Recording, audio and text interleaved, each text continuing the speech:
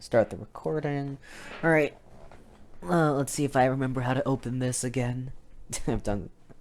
Or, hey guys, it's me. No, I mean like opening the scene, because there's a specific way I've opened the scene for every episode Make one. sure to like, comment, and subscribe. I can boot your ass from existence. And hit that bell button if you want more I videos will like commit a this. crime against all of you.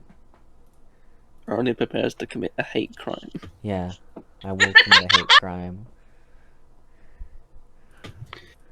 Anyways, let's actually start. Okay. Yeah, by the way, it goes without saying when I'm talking, try to just not talk. If you need to mute, go ahead, but I don't really care. Cool. Okay. Falling. First thing you see is the sky. Blue, bright sky. As you fall semi-unconscious from the clouds and the heavens to the earth, you kind of recall what has just happened to you. You died, you think to yourself. Only thing you can really think of. You died, and you thought it was over, but the next thing you know, you find yourself in a black room, a void, with an indomitable being standing before you. He said he was a god, and before you knew it, you were picking what felt like fantasy traits. You were dumbfounded. He said he was going to bring you into a world of fantasy, magic, and swords, one where you would be able to use magic and special powers. He let you pick what you'd look like, your quote-unquote skills and your magic, and with that he sent you on your way, leaving you behind with some parting words telling you that he wants the world to change and to become more chaotic. He doesn't say if you need a response in that, but that's all he says. Next thing you know, you remember your vision faded. As you fully recall the events of this reincarnation, you finally slam into the ground. You take no damage, but obviously you land with a thud. You get up, scratching your head a bit, although you don't feel any pain from it. It's still a bit disorientating. As you begin to look at your surroundings, you notice that the blue sky is since gone, and that the sky has now turned basically a smoggy, smoky gray. You look around, and the ground beneath you is a mix of rock, obsidian, molten materials, and gravel. You look around, and there are a few sparse trees, but they're all no leaves, basically like half charred. You see volcanoes in the distance. You look to the north and see a massive line of volcanoes, and look to your south and see a massive line of normal mountains. Far in the distance, you see also a massive lava lake that begins to expand across your direction to your east. To your east, yes. What do you do? Well, depending on the fact that I already know. See, I don't know my powers yet, right? Your skills are inherent to you. They're about like you know how to use them as well as you know how to walk, essentially. Okay, that makes sense. Now, let's see. Well, first off, holy shit. Second off, holy shit. Second off, wait, no, that's second off. Third off, well, considering the fact that I'm now trapped in a big-ass volcano in the middle of fucking nowhere, which is pretty sick, but also terrifying, considering I was just set alive, then I should be fine. Okay, best idea. I'm going to... Well, first off, I should try out that whole, skill I have where I absorb the lava. I'm going to go walk up to that frickin', lake and see if I can use my hand to absorb it. I'm going to walk over there. Yeah. And absorb the lava. Yeah. You walk over to the lake, and as you walk close, you feel its heat. However, you note that as you walk and basically stand in front of literal molten rock, you feel the heat you feel is more akin to the heat of a nice warm blanket, less of the searing, burning, scorching flames of lava. Although you try to reach down and touch it and like try to absorb it, however you hesitate. Although your skill would allow you to basically touch it without harm and absorb it, there is still a part in you that is, natural human instinct to, not stick your hand in lava. Add that on top of being set on fire from dying, so... You push through it a bit more and manage to sink your hand into lava. You feel a momentary phantom pain as your brain tricks you into thinking that it's currently your hand is being literally melted off. However, you slowly accustom to the feeling and note that it feels like a warm bath.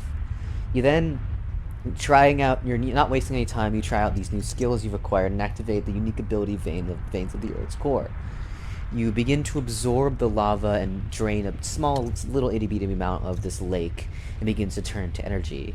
Immediately, you feel your body like lighting up. You feel your insides like warming as you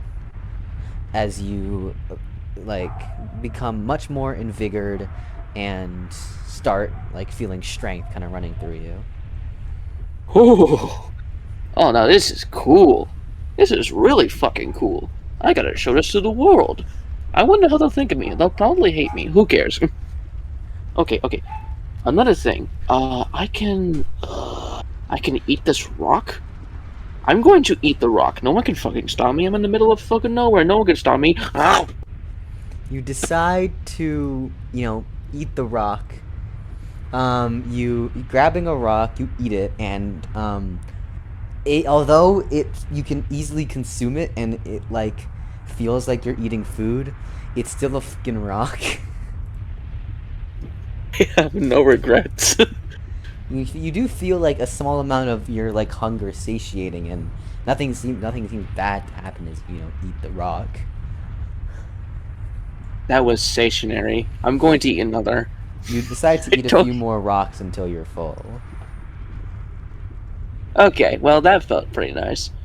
I should have absorbed it to increase my defense around here, but who gives a shit? I'm in the middle of nowhere. I'm completely fine. It's not like anything's going to ambush me and try to kill me anytime soon. There aren't any monsters in this massive hellscape of volcano fire and lava. Now, as much as I'd love to stay here, though, I should probably get going. As much as I'd love to stay around here and live in this absolute fucking paradise that is the lava lakes, which I will totally come back to, I feel pretty lonely, so I'm gonna go find other people to talk to. Taking a very nonchalant, non-serious approach to the fact that you are currently in a completely new world, you decide to start heading off. You can either go west, you can go north towards the volcanoes, south towards the mountains, or west towards just plains, I guess you could describe them as. Alternatively, you could swim across the lava lake if you want to go east. I'm going to swim in the lava lake. Whee! Deciding not considering the possible repercussions of your actions, you dive straight into the lava lake, and once again feel that momentary pain of your body relucting at bathing in lava. However, it feels like you're swimming in it's like a very gooey, syrupy, like warm bath.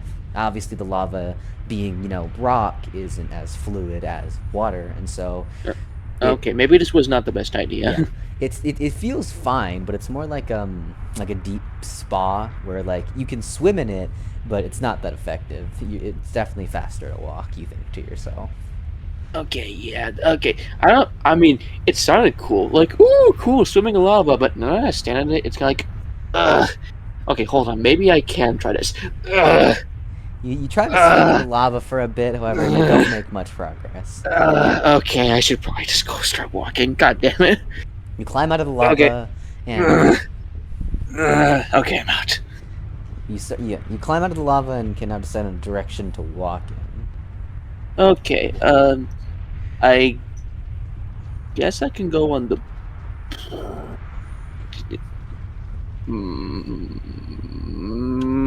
plains, why not? Yeah, so west. It's a plains. Who cares? Right. It's probably got like something over there. It's more interesting than a bunch of volcanoes and mountains. Yeah. But it doesn't even have anything on them.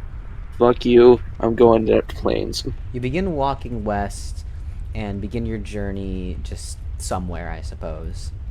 Not really concerning yourself as to where you're going. You continue to walk west. I'm singing the Walking Through Plains song. It's a song about where I'm walking through plains, because I can walk through plains, and there's not. There's trees. There's grass. Whoa, that's really cool. That There's there's a bunch definitely of no grass. grass. There is no grass. Oh, then in that case, there's no grass. There's like uh, uh rock.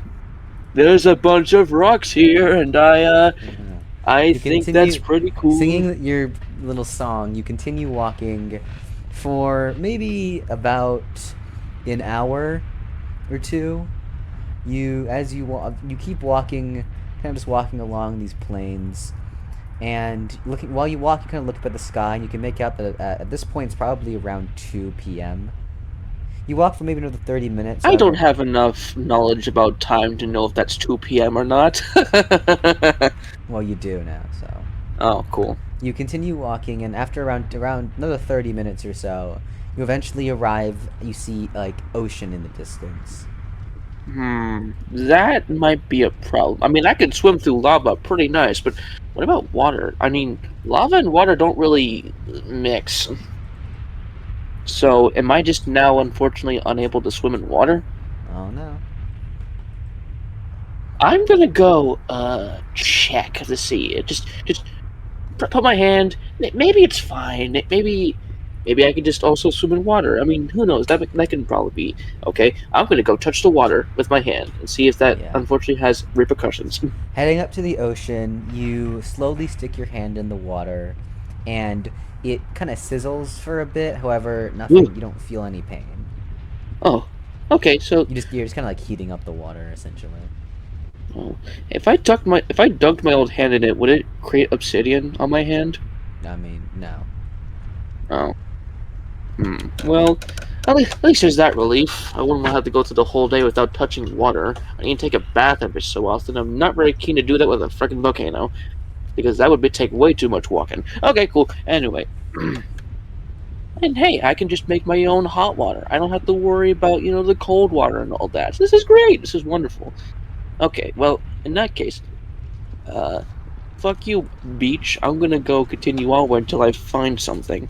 You can either go north or south. North towards the volcanoes, south towards the mountains.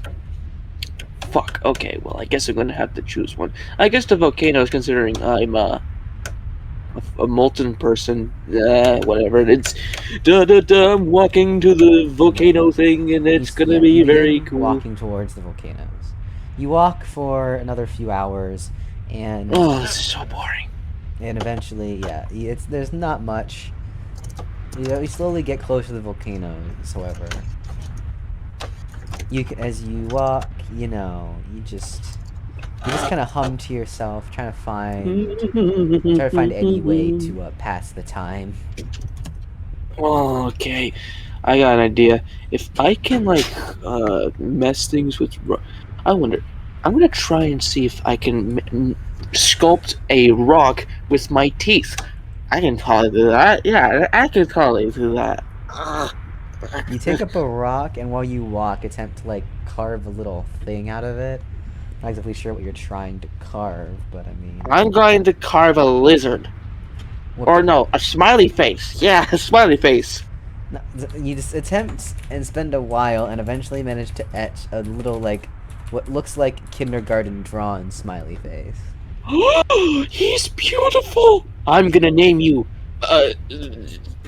Clifford. No, not Clifford. That thing's trademark. Is thing's trademark up here? Screw it. I'm calling you. I'm gonna name you Stanley. You decide Yeah, to Stanley. name him Stanley. I have no regrets. Anyways, I'm gonna continue on walking now. Yeah. God, this is so boring. You continue to walk, trying to find something to pass the time. As you walk, eventually you get close to the volcanoes. It's around 5 or 6. The sun is starting to head over the horizon as you're maybe from where you were maybe from where you were you're 1/4 away from the volcanoes itself. Well, maybe like a fifth. But yeah, as you walk and the sun starts to set, you you hear a sound of like something moving to your right. Sounds like an animal. Finally, something here that isn't me. Okay, I need to go check this out. Casually walking towards the sound of this animal with no sense of danger whatsoever. Man, I am so stupid. You see from behind a large molten rock, a four-legged reptilian-looking beast appears from around it. It looks to have Oh, hey, just like me. an outer shell made of rock and like a sort of acting as a sort of armor, with its insides looking like it's made of entirely of lava. Like, its head, like it looks like entirely basically a lizard made out of rock and lava, essentially, with an outer shell of obsidian. My God, it's just like me. It's just like me for real. Although I'm pretty sure it's not entirely sentient, so I doubt it's going to be friendly to me. Yeah. The beast notices you and Ugh. roars and immediately starts charging towards you. Okay. I'm going to punch it in the face. Probably. It charges towards you, roaring at you. It spews fire at you, but of course that does nothing. Ew. As it charges towards you, trying to bite you, you manage to like punch it in the face. And although it did more or less nothing, I think the beast does get a bit startled by the fact that you just watched it charge at you and then attempted to quite literally punch it in the face. Yeah, that's right, bitch. It doesn't take I'm any the damage king and around begins here. like running at you again. Oh fuck. Okay. Okay. I've got a really good idea. I'm going to hide in this rock because I can do that. Yeah. You decide to use activate your advanced skill, become one, and just become a rock. Your mana pool starts to decrease, but considering you're not using any magic, you have a good enough time. The beast seems confused that you just disappeared and became a rock. It looks around for a minute or two before just leaving. Okay. Now that it's left, I'm going to. A whole new level. Alright, now I'm going to crawl out of the rock because I don't need to be in there anymore. And Alright, get on the rock. Yeah, you get out of that rock. Okay. Well, that happened. Considering I just did absolutely next to nothing, great. I'm going to need to make myself some weapons. Fortunately, I'm pretty sure I can carve myself a dagger out of this rock. Alright, I'm gonna go do that. Taking a rock. Alright, this rock looks sharp enough, I'll use it. You take a rock and just begin, like, I guess one could say, gnaw into it. Using your teeth and your ability to just essentially eat rocks, you just kind of mold that shit and manage to make a rudimentary dagger out of the molten rock. This is perfect. I'm going to use this forever. I'm going to call it the torch blade because I made it look like a torch. Guarantee you it's gonna break in like 2 sessions max, but you know. Alright, well, now that I have that could probably help me a bit much until it, becomes no longer useful. But I could probably make a I mean, I'm not sure how useful a blade's gonna be against a bunch of monsters that have a rock shell, but either way, I now have a weapon. I'm gonna go continue onward to see if I find anything useful. You continue north, and eventually, and as the sun begins to set around 7:30, you as the sun begins to set around 7:30, you reach the start of like the volcanoes. Wait, I have no idea where I am. Okay, I'm gonna see if I can find any rocks, like maybe get a higher plane and see where I could possibly go. Can I climb anything? I'm not sure because I'm a lizard I can climb something. I mean, yeah, I suppose. Sweet, I'm gonna go climb this rock so I can get a better look at where I am. 1 second, yeah. Like just a rock, just like a large rock nearby, or like the volcano? It's like a large rock. I could technically climb the volcano, but that'd take a long time. Fair enough. Yeah, you decide to climb the largest rock you can find and look around.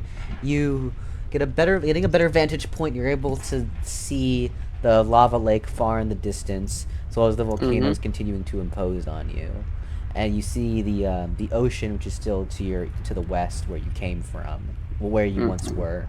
However, you don't see anything like beyond just this ashen land. Whew, my god. Did that dude just put me in a frickin' volcano area? How can anyone live here? This might be some bad. This might be bad. Although it's not bad for me, but like probably bad for everyone else because From this vantage point, you're kind of able to make out like the mountains to the far south. As you like look at them, you can make out that like it looks like the other side of the mountain is not as like black and ashen, which leads you to believe that perhaps beyond them there might be something else, maybe. Okay, maybe I'm not entirely screwed. Maybe I won't be entirely alone in this fucking volcano. Okay, I'm thinking I'm gonna go to that mountain and then I'm gonna go around that mountain. That should be simple enough, right? Sure. You begin to start heading back south towards the other mountain range. You walk until it's night, and it's around like 10 p.m. You've reached, at this point you've reached back, but you've reached the lake again, and the only really thing illuminating at this point is like the sparks of fire and lava, as well as your own body. Oh god, I am so tired. Fuck hell. Continue to walk and choose to rest and risk just passing out. That works too. You fall asleep and kind of just lay there. You end up waking up around, say, 8 a.m. Waking up, you look around and remember your current situation. It almost felt like a dream, and you kind of hope that it wasn't. Oh man, I dreamt that I was at a volcano. Oh, that wasn't a dream. God damn it. Yeah. Well, in that case, I'm just gonna keep on going. Oh, my legs ache. Yeah. At least these boots weren't made for walking. I'm not even wearing any boots. You are walking past the lava lake. Goodbye, you wonderful lava lake. Actually, I'm gonna go absorb some of your power real quick before I go. That might be useful. Before you go, head out. You head up to the lava lake and absorb a bunch of it. You feel your fatigue and your pain from walking all the time starting to subside. Not completely, but for the most part, it is. Afterwards, you continue walking. You walk, making due time for another 3 hours, and eventually, and then after another 3 hours, you walk past the lava lake. As you walk, you kind of just muse to yourself when suddenly, like before, you hear the sound of a creature to your right. Okay, last time this happened, something went horribly wrong. And I'm not in the same place as I was before, so I don't exactly have as much advantages as I do. I'm going to go over there anyway. You decide to head over to that sound, and the sound of moving quickly turns into the sound of what sounds like animal noise, but almost a mix between animal and human noises. Eventually, you come across this like imp-looking creature. It's tall. It's like a bit more taller than imps, but their bodies are entirely made of lava and molten rock, like what appears everything else here is. They have wings and tails, and they remind you of of your stereotypical demon. Oh my god, that's a demon. That is very hilarious. Hearing your words, it turns around and sees you, and begins. Oh wait, I screaming at you. didn't mean it. I didn't mean it. Wait, what did it do? Screams. It doesn't seem to be sentient, in fact. Oh. Well, I mean, it does, but not sentient. Anyways, noticing you, it begins, before you can do anything, it begins throwing fireballs at you. That is very rude, good sir. Ow. You say that. You call him out for his rudeness as this fireballs just kind of slam into you, doing nothing. Thinking that you have some sort of magic resistance, the creature begins throwing more powerful fire spells at you, lances, balls, beams, all manner of spears made of fire get thrown at you, and you just kind of stand there and just like, eh. It feels like a shower almost. The beast is thoroughly confused, wondering why it can't hurt you, and with realizing that its fire magic is basically doing nothing, it just starts flying at you, trying to claw at you. Okay, I'm just going to put it in a chokehold because it needs to learn to stop. The beast flies towards you, and with your superior size, I guess, you like grab it and like try to restrain it. It flails and continues to throw fire at you, but it feels like the equivalent of someone trying to splash water on you to get you to stop. You note that it is like pretty fierce and like wrangly, but with its fire magic basically incapacitated, it seems pretty harmless. It claws at you, but besides a few minor like cuts, I guess, that don't even draw blood, it just kind of screams at you violently. Okay, buddy, you need to calm down. You know what? I think you're pretty cool. And just scratch your face. Okay, do I need to chomp at your head so you can try and fucking stop? You know what? Screw it. I'm gonna bite this freaking head off. You recognizing that its neck is made of rock and lava. I suppose that does make sense, and you just eat through his neck, decapitating it. Oddly, both gruesome and not, because the beast is entirely made of lava, so I suppose. But, I mean, yeah, I guess that makes sense. You just eat through its neck, and the beast just dies instantly. That was... Aw, man. I really wanted to keep him. He seemed nice. Who cares? It's free food. And I am pretty starving for some rocks. Give me those! Turning something seriously morbid into something oddly not that bad. You decide to reach down and eat up some rocks.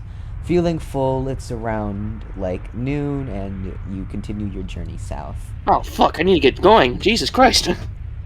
You walk for another 2 hours, and eventually you reach the base of these mountains. They're about as tall as the volcanoes. Sheesh! That is some big mountains. I wonder if they're as big as Mount Everest. Anyway, I want to continue onwards. Mm-hmm. You walking up the mountains? That depends. Is it cold up there, or is it just as hot as everything else? I mean, the side you're on is hot as fuck, but don't know about the other side. You know what? I love a good challenge. Let's go climb this frickin' mountain. Mm-hmm. You begin walking on the mountain. It starts getting more difficult the higher you climb. However, you note that it's not particularly difficult. As you walk up the mountain, you encounter another animal. It reminds you of the first one you encountered, being with a shell of molten lava and an inner fiery lava inside.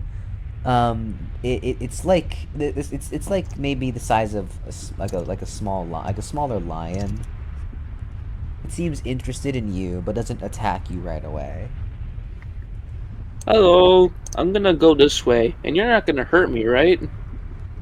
The creature, like, as you begin to just kind of continue walking, the creature, like, starts to approach you slowly. Oh no. Okay, I know what this means. It means that it's trying to sneak up on me and pounce at me when I'm not gonna notice. Oh god, it's really good. I don't know what to do. Maybe it's friendly? Okay, due to the fact that it's made out of fire, it probably can't harm me. So maybe I'm fine. And maybe, just maybe, I can get the upper hand. Okay, I got this. I'm just gonna... fuck you, airplane. I'm just gonna... I was gonna say, what the fuck is that? Jesus. That is an airplane. I was like, bro, what is happening on that side? Anyways, I am going to, I'm going to greet it. Maybe it's friendly. Maybe it's friendly. I don't think so, but I'm going to take chances. You turn around to confront the beast and just say hi to it. It does not understand what you're saying. It startles, it stammers for a bit before looking at you. It looks like it's trying to size you up. Hi there. I'm going to. I'm going to. Okay, how am I going to prove that I'm friendly to this dude? Because it seems like it wants. Okay, Yes, it's I'm trying to gonna. size you up. You know what that means, right? Yeah, it's trying to size me up. I'm gonna look. I'm gonna look cool. I'm gonna look tall and it'll get my respect. Yeah, I'm gonna Uh-huh. look impressive. Yeah. Attempting to like strike a cool pose. You try to like intimidate the creature, I guess, in a way, and it like doesn't seem interested in you anymore and just kind of walks away. Oh, okay. Oh, I kind of want to keep him. He seems like a really cool guy. Okay, well, I guess you can't have them all. Mm-hmm. You keep walking up the mountains. After maybe another hour of walk, an hour or two of walking, you finally This is so reach boring. the peak of one of the mountains. It's still hot, likely because of like the sheer amount of lava from the place you've been, and you finally get a good look at your surroundings. Looking back to where you came from, you see the lava lake you were in, and it is absolutely fucking massive. Like it is big. Holy And shit. then you see the mountain range stretching farther than your eyes can really see. The volcano range. You see like the many little dead trees dotted in the land and whatnot. However, what's more important is the view from the south. You're looking beyond the mountain range. The first thing you see is grassy plains. To the left of that appears to be a big forest, and further left of that is a little peninsula with what appears to be a large cathedral. To the east of the plains appears to be the start of a massive ravine into the ground, like a big ravine. And then north is an even larger mountain range. Well, sorry, not north, but forward, looking ahead is another mountain range. You're currently facing south, but yeah.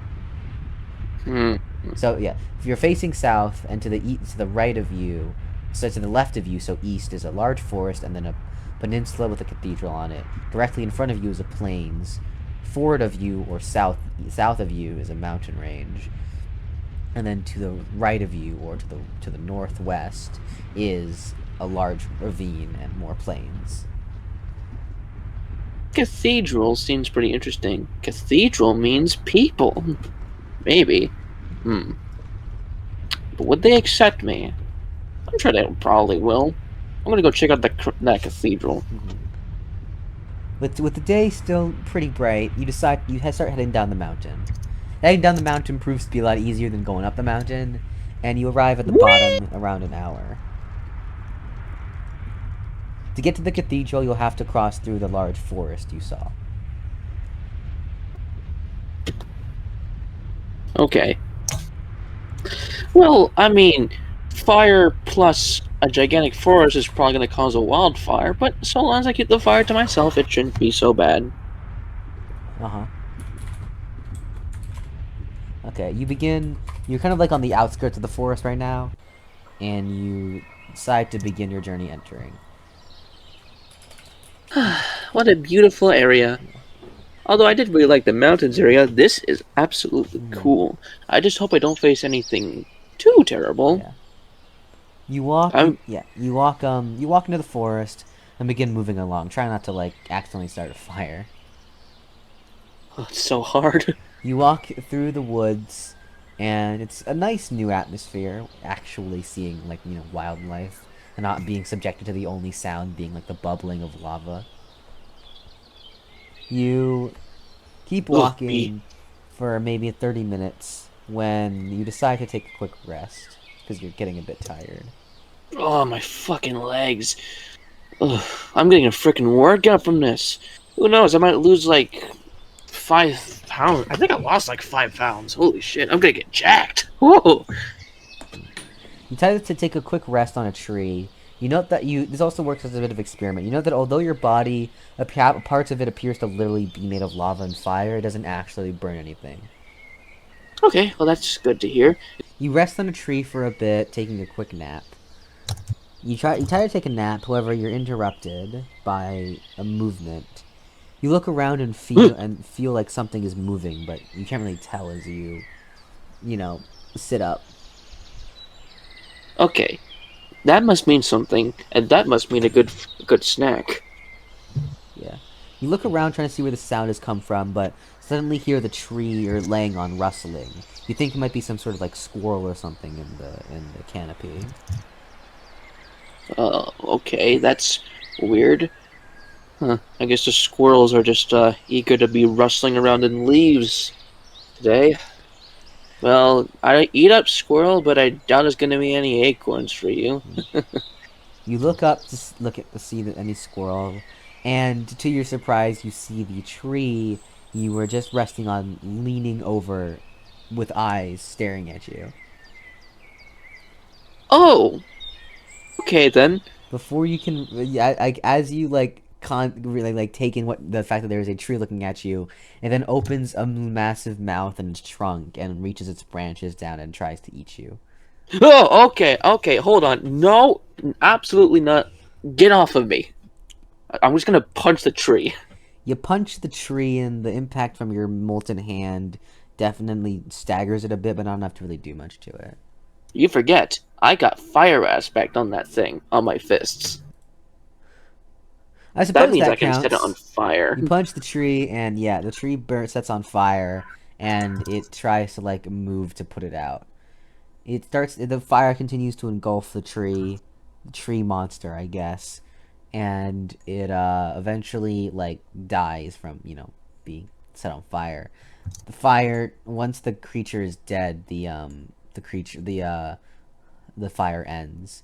You think that this fire you're using is probably not normal fire, and it appeared to only affect the tree monster and not anything else. Oh, okay, well that's good to know. Whew, I was worried there for a moment it was gonna cause a wildfire. But hey, that's good to hear. Now, if any other tree creatures that try to kill me, I can just burn them to a crisp. I'm a god here. Probably not, but who knows?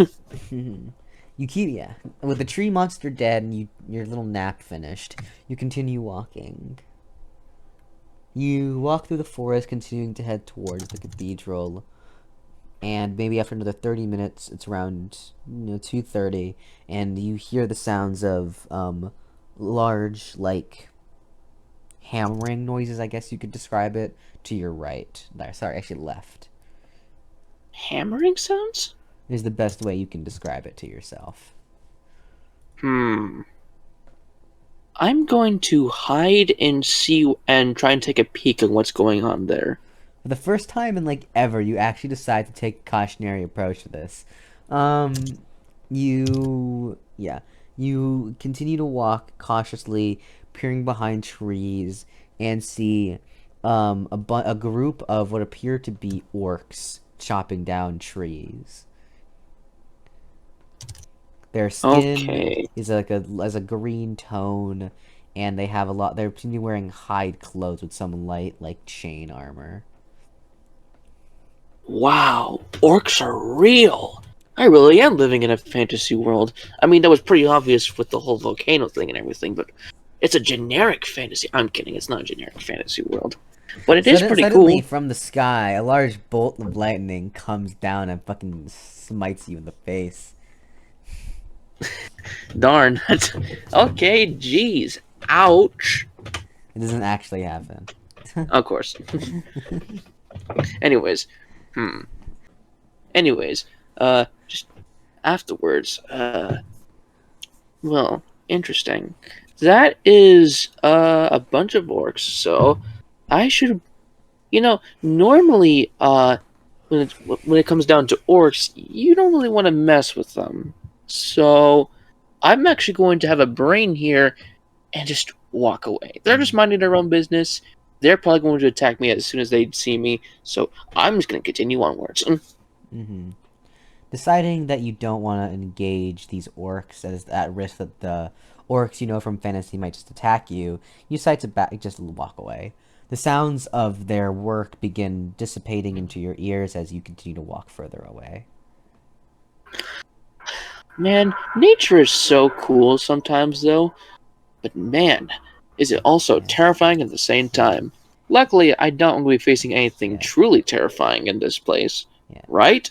You walk for another hour and a half, eventually, and you actually do come across a few other orc groups, but you decide not to engage any of them. No, thank you. Yeah. As you continue walking, eventually you finally make it out of the forest. Exiting the forest onto the peninsula you saw from the mountain range, you see the cathedral up ahead. It's very large, a bit rudimentary in design, like unlike the cathedrals of your world where you have lots of quartz and like stained glass and stuff. This one is more like humble, I guess you could say. Ooh. What an interesting looking place. Tell you what. Hmm. Is there any windows? Yeah, there are windows. They have glass, just not like fancy glass. I'm gonna look through the glass to see if there's anything in there. I mean, there's a main entrance as well. I know, but I want to check to make Yeah. sure I'm not barging into something dangerous. You head up to you walk. It's still a bit of ways away, so you spend Okay, about of course. 20 minutes walking up to the cathedral. It's around 5 o'clock. You look through one of the windows and see a bunch of people moving about.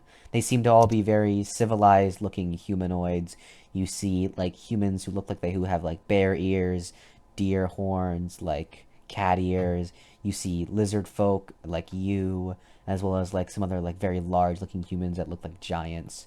However, they all seem to be conversing with one another and this doesn't seem to be like some sort of like Fight Club-esque kind of thing. Okay, well, good thing to know I won't be going headfirst into danger. I'm gonna be as civilized as they are, and I'm gonna knock on the door as well. You knock on the door, however, as you do, the door just kind of opens. It's not really, locked. It seems you think that it might be just like a public place of worship. Huh. This looks... I don't know why, but I feel so... small. Ugh. Alright, well... time to look around, I guess. This is probably the first time with many people around, so... might as well check around. Yeah. Entering the cathedral, you're a bit nervous because, you haven't interacted with the denizens of this world yet. And as you enter, some people take a look at you, mostly because of your appearance, your unique appearance. However, don't really pay you any mind. As you enter the cathedral, the ceiling is very high, and there's a lot of people milling about. You note that in the center of the room you're currently in is like a 360 like desk, and there seems to be like receptionists there who are answering questions and whatnot. Well, this certainly wouldn't be the first time I was completely odd, so I guess with this I might get some of my answers to where the hell I am. I'm gonna go talk to the receptionist. You walk up to the receptionist, and she appears to be a deer folk. She looks up at you, a bit surprised by your lava-esque appearance, but doesn't seem to care much about it. She then gives you a slight bow of politeness and asks, "Greetings, sir. How can I help you today?" Oh, I'm gonna give a bow back. I'm just like, hi, so this is an interesting place. Do you know where I am, per se? She looks a bit confused and says, "Well," she asks, "are you perhaps lost?" Yes, I am very lost. I have come from the volcanoes, and this place seems very... I have known nothing else, and... Yeah, totally. I know nothing else, and I'm just sort of, looking around, trying to see what else is beyond the volcano. Yeah. Her eyes widen a bit in shock as she says, You mean you came from the land of ash and skies? I didn't Yes. think people. She kind of shakes her head. I don't think people could. She kind of whispers to herself, I didn't think people could be from there. However, she says, although considering your appearance, I suppose that does make sense. She brushes it off as like maybe you're just brushes it off, not wanting to pry more into it, and she says, "Well, you're currently in the Cathedral of Paxilism. This is The what? She says, it's the faith we follow, Paxilism."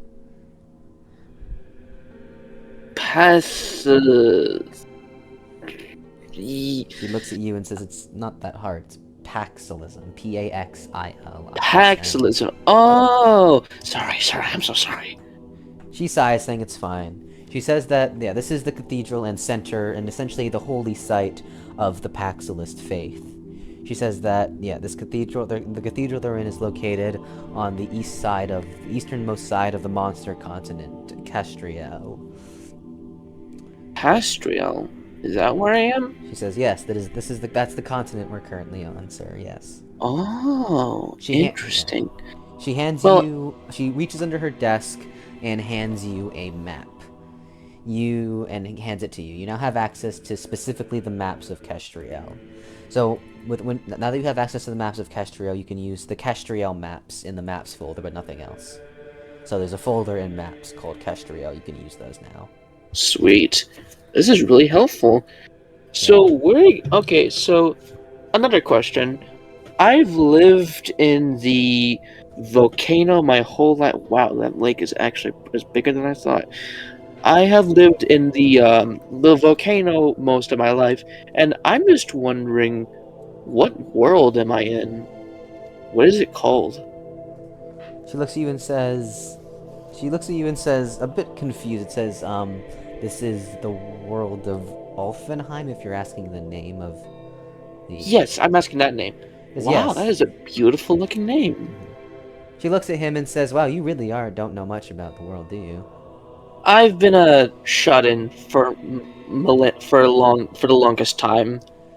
She kind of just shrugs and says, well, I suppose that's fair. She says, well, as you look at the map, she says, regardless if you want to do, she points to the cathedral on the east side and says, this is where we currently are. And I'm sure you can tell us where you came from. This is the world of the map. She says, if you'd like to know anything about any specific place, you can feel free to ask me. Or if you'd like to know more about Paxilism and, you know, what we're about, you can also ask me that as well. Okay, yeah, that's completely fine. In that case, since I'm here, may I know about your faith? What god do you worship? She looks at you and says, oh, of course. She seems excited to explain. She says, Paxilist is actually originally a break-off religion. You see, during the development age, so she said there's many ages. There's the origin age, the mythical age, the human age, the development age, the monster age, the imperial age, and the peaceful age, the age we're currently in. She says that during the development age, human missionaries from the northeastern continent of Dalhaven, which is where the humans live, missionaries that represent the Vitidist faith, came down to Castriel. He explains that Vitidists worship the goddess of life, the goddess of life, Tia, and that originally many humanoids on this continent, Castriel, worshipped Tia as well. However, because the main area of Vitidist was a continent away, Tia wasn't always able to manage both continents, and so she sent one of the other gods, the goddess of peace, Fiona, to watch over her people in her stead. The receptionist explains that over the centuries, the Vitidists in Castriel ended up shifting completely from worshipping Tia to specifically Fiona, which is when it went from Vitidist to Paxilist. Vitidists and Paxilists share similar beliefs, but however, Vitidists are more true pacifists, whilst Paxilists are defensive pacifists. I see. He said, yes, we believe generally in no offensive violence. However, we also will use violence to defend ourselves if necessary. A lot of people think this belief is because the continent of Castriel is generally more dangerous than the continent of Dalhaven, and so we need that. She explains that. I see. She says, and Paxillism is led, I guess you could say our leader, in a sense, he's known as the Hewa Icon. He says the Hewa Icon is... Hewa Icon? Yeah, she says, I guess you could say it's our religious leader. She explains that the Hewa Icon is basically someone picked by Fiona that inherits that, like, looks over everything. You know, they manage all the systems, you know, take care of things, etc., etc. You know? Who's the current Hewa Icon? Oh, he says, the current Hewa Icon is Sunada Rawa. Sunada. It's Sunada-Rawa. Sunada Rawa. First, last name. Actually, unfortunately, Lord Sunada isn't currently here.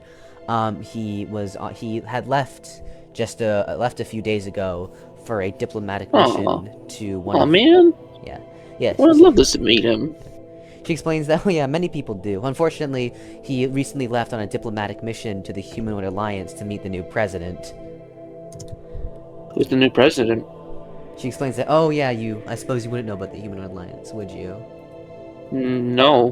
What's the Humanoid Alliance like? She points to, the western part on your map, and notes that, so this whole area, she notes the Humanoid Island. Everything here on this island besides the Great Monster Forest is of the Humanoid Alliance. She says that millennia ago, the many different humanoid races on Castriel came together and formed a democratic council state known as the Humanoid Alliance. Members of each humanoid race would come together to decide affairs and work together. It was a very peaceful and very prosperous country, however, its government was also very weak, and so maybe half a millennia ago, I'd say, a series of horrible droughts and winters and crop harvests left the people suffering. And in this time of need, the people reached out to the northern nation of the Dragon Covenant. She points to the Dragon Island. She says the Dragon Covenant controls the entire Dragon Island, and they are led by one of the supreme entities, the Air Dragon Lord Galileo.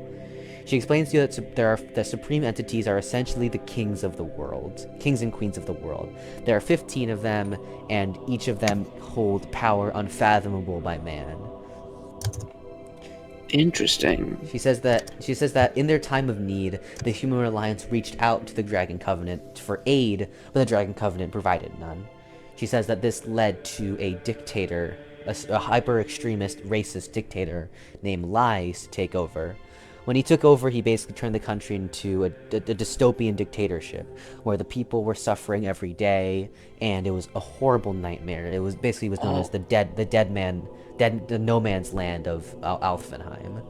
She says, however, good lord, recently word has sparked that news has been spread across the world that Lies was killed and defeated and overthrown. She says that naturally, I think you could assume that there has always been a resistance movement against Lies. However, because of his strength, it was never accomplished, and many resistance leaders would die trying to fight him. However, from what our sources say, the newest president, a wandering dragonborn, which I assume is a half-dragon, half-human, entered the Humanoid Alliance, came to the capital city of Humania, and working with the resistance leader Lena, overthrew the Lies. And the moment this information was reached, our Hewa Icon, Mr. Lord Sonata, immediately went over to see who this new president is face to face, which, to ensure that he wouldn't be a repeat of Lies. What was his name? The president? Yes. She looks over to another receptionist, calling her name, and says, "What was the new president's name again?" The receptionist responds as, "Yeah, right. She looks at you and says, "I believe the president's name was Athenos Dread." Yeah, that's it. Dread. Wait a minute. That sounds... Dread. Sir, are you No. okay? She asked. Wait, it can't be. Oh my god. Oh my god. Nothing. Sorry, I'm just rambling on, you know. He says, "Oh, of course. I'm sorry." And she said, "Well, yes, that was his name. Yeah, he's a very powerful dragonborn, from what I heard, and he's been Really? from what I've heard, he's actually been very, very efficient. From what our sources have gathered, he is introducing a lot of new policies. The one that's interested us the most is what he calls freedom of religion, where everyone in the Humanoid Alliance will be allowed to believe in whatever faith they want, which I think is an interesting concept for sure. He's also laid out something, what he calls a constitution. I've heard of it before from other republics, but apparently, according to him, like, this constitution is supposed to set the ground rules for his country. Now, as for what this constitution entails, I'm not quite sure. That information hasn't come back yet. However, once Lord Tsunada returns, I'm sure he will have most of that information for us. Okay, well, thank you so much for this information. This is very thankful. I'm thankful for this information. She nods, says, "Of course." And seeing your current situation, if you are in need of any services, for example, a place to stay for a few days, we offer those free of charge for anyone. Oh, that'd be very wonderful, actually. I am so tired of walking. I had to climb a mountain for this, so Her eyes wide, says, "You mean to tell me you just kind of walked here?" Yeah, I don't exactly have a transportation, like a vehicle or something, so yeah, I kind of walked here. But hey, it wasn't too bad, you know, But yeah, I'd love a place to stay, actually. This is it's very kind of you. Thank you. She giggles and says, "Of course." Surprised you walked here. Yeah, I can bring you to the room, but first, can I get a name down for that? Mule. That is my name. She says, "Okay." She writes that down. That's M-U-L-E? Yes, Mule. Yes, okay. She writes it down. She says, and she says, "I can," so she points over to a corridor on your right. She says, "If you go down that corridor, take the first left into another corridor, there'll be a staircase on the left from there. Go up that staircase, and that's the guest rooms. Your room will be room 108. It starts at 100. Much. I'll go over there then. Yeah, thanking her for the information, you walk towards your room, still contemplating what you had just learned. You think that... My god, hold on. If that... Anthanos Dread, the new president... I don't know how to spell that, but either way, that has to be Dread, right? There's no other way it can. There's no other... If that is Dread, that is huge. That means I'm not the only one who was here before. You know what? I'm going to go over there. Yeah. I'm going to meet Dread. Yeah. You resolve to eventually visit the Humanoid Alliance to meet this Athanos Dread character. One thing is puzzling in your mind, which is if you assume that he also ended up, if it is Dread, and you assume that he ended up here in the same way you did via, dying, you kind of think in that case if you should have arrived here at the same time, which means that it wouldn't make sense as to how he had this much time to literally overthrow a government. Regardless, you think that it might just be some kind of ploy by the god who brought you here and brush it off for now. Regardless, even if it isn't Dread, you note that hearing how the Humanoid Alliance has actually become a pretty good place to stay, you figure that regardless of if it's Dread or not, it's still not a bad first place to start off with your new life here. Right, then it's settled. After I take some rest over at this place, I'm going to head over to I'm going to check the map again, the Humanoid Island. Alliance. You're looking at the geographical map. There's a political one for the nations.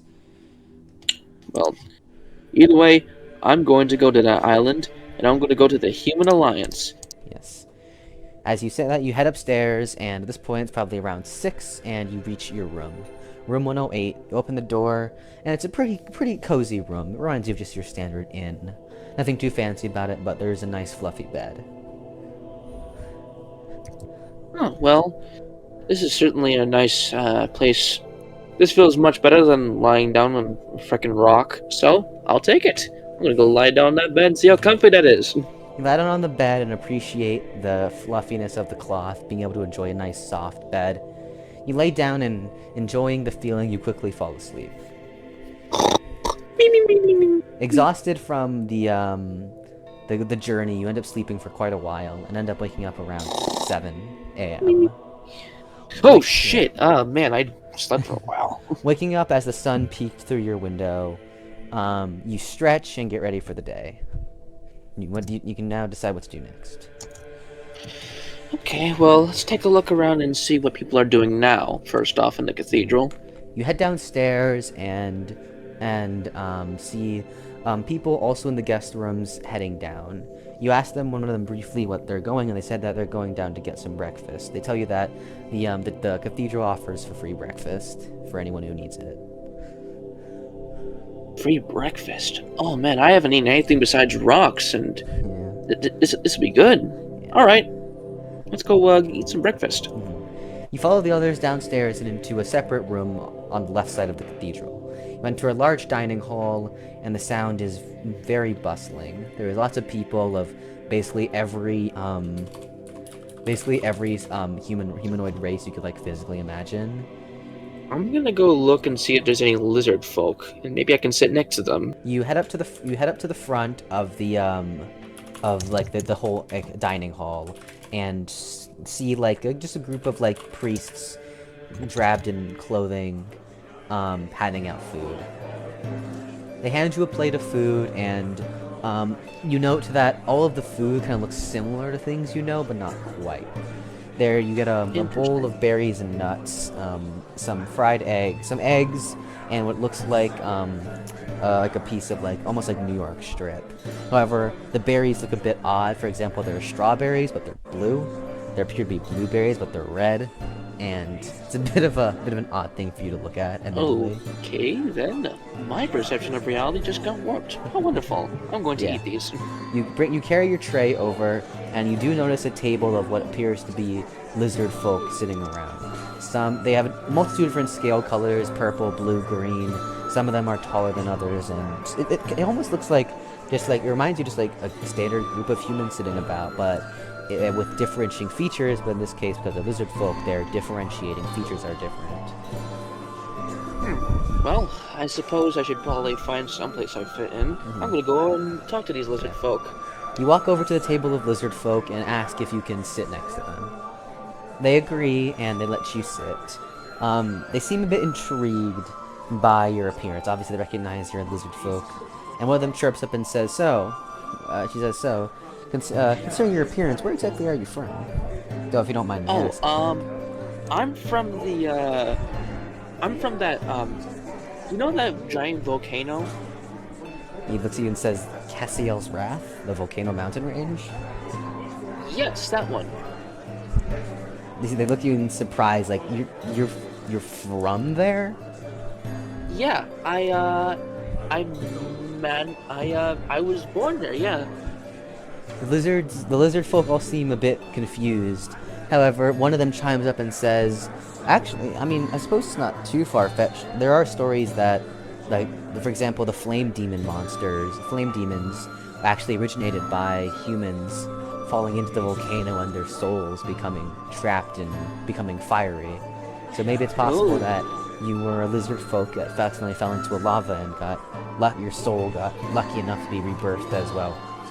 I guess, for lack of a better term, lava lizard folk. Yeah, I do technically have some sort of fire abilities. Take a look at my magma armor. You show off your magma arm to the others, and they seem intrigued. They ask if there's anything you can do with it, like light things on fire, for example. I think I can try and light my hand on fire. Let me take a look at this. Let me try. You basically punch your own hand lightly and set it on fire. The others look on with awe as one of them says it's really cool. You kind of shake your hand, putting it out. I'm pretty much like a fire lizard. I don't know. It's just mostly with me, but I can't really. Fire doesn't really affect me as badly as it should be. So honestly, I think I'm mostly immune to most fire stuff. So you just live torch on me? I'll be like completely fine. Won't be too bad. They seem really impressed by this fact, noting that that can have a multitude of really useful applications. One of the taller lizards asks, "What exactly are you doing here then?" And more like, "Why did you decide to, leave the volcano?" Well, for obvious reasons, but mostly because I want to travel the world and meet new people. Obviously, I mean, who doesn't love a good travel? The others, they say that they suppose they can't disagree with that. They ask, if there's anywhere in particular you want to go visit. I was thinking of actually going to the Human Alliance. They nod, saying, "Oh yeah, that makes sense." A lot of people have been interested in going there ever since the new president took over.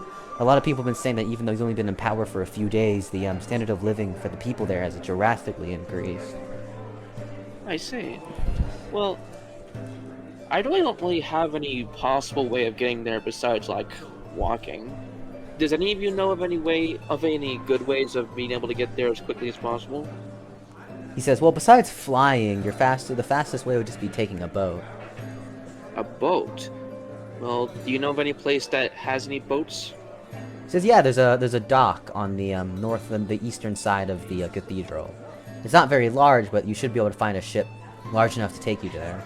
I mean, after all, people who even like larger ships have been docking more recently because sailors and crews have been taking advantage of the fact that more and more people have been wanting to visit the Human Alliance, and so they're kind of just going everywhere." Okay, that sounds perfect. I'll go over there right away. Thank you.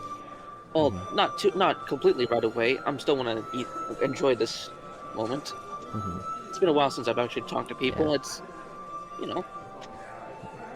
They nod and says, "However, since you're from there, I assume you probably don't have money because you will need money to buy a ticket." Yeah, money. That's a problem, isn't it? Oh boy.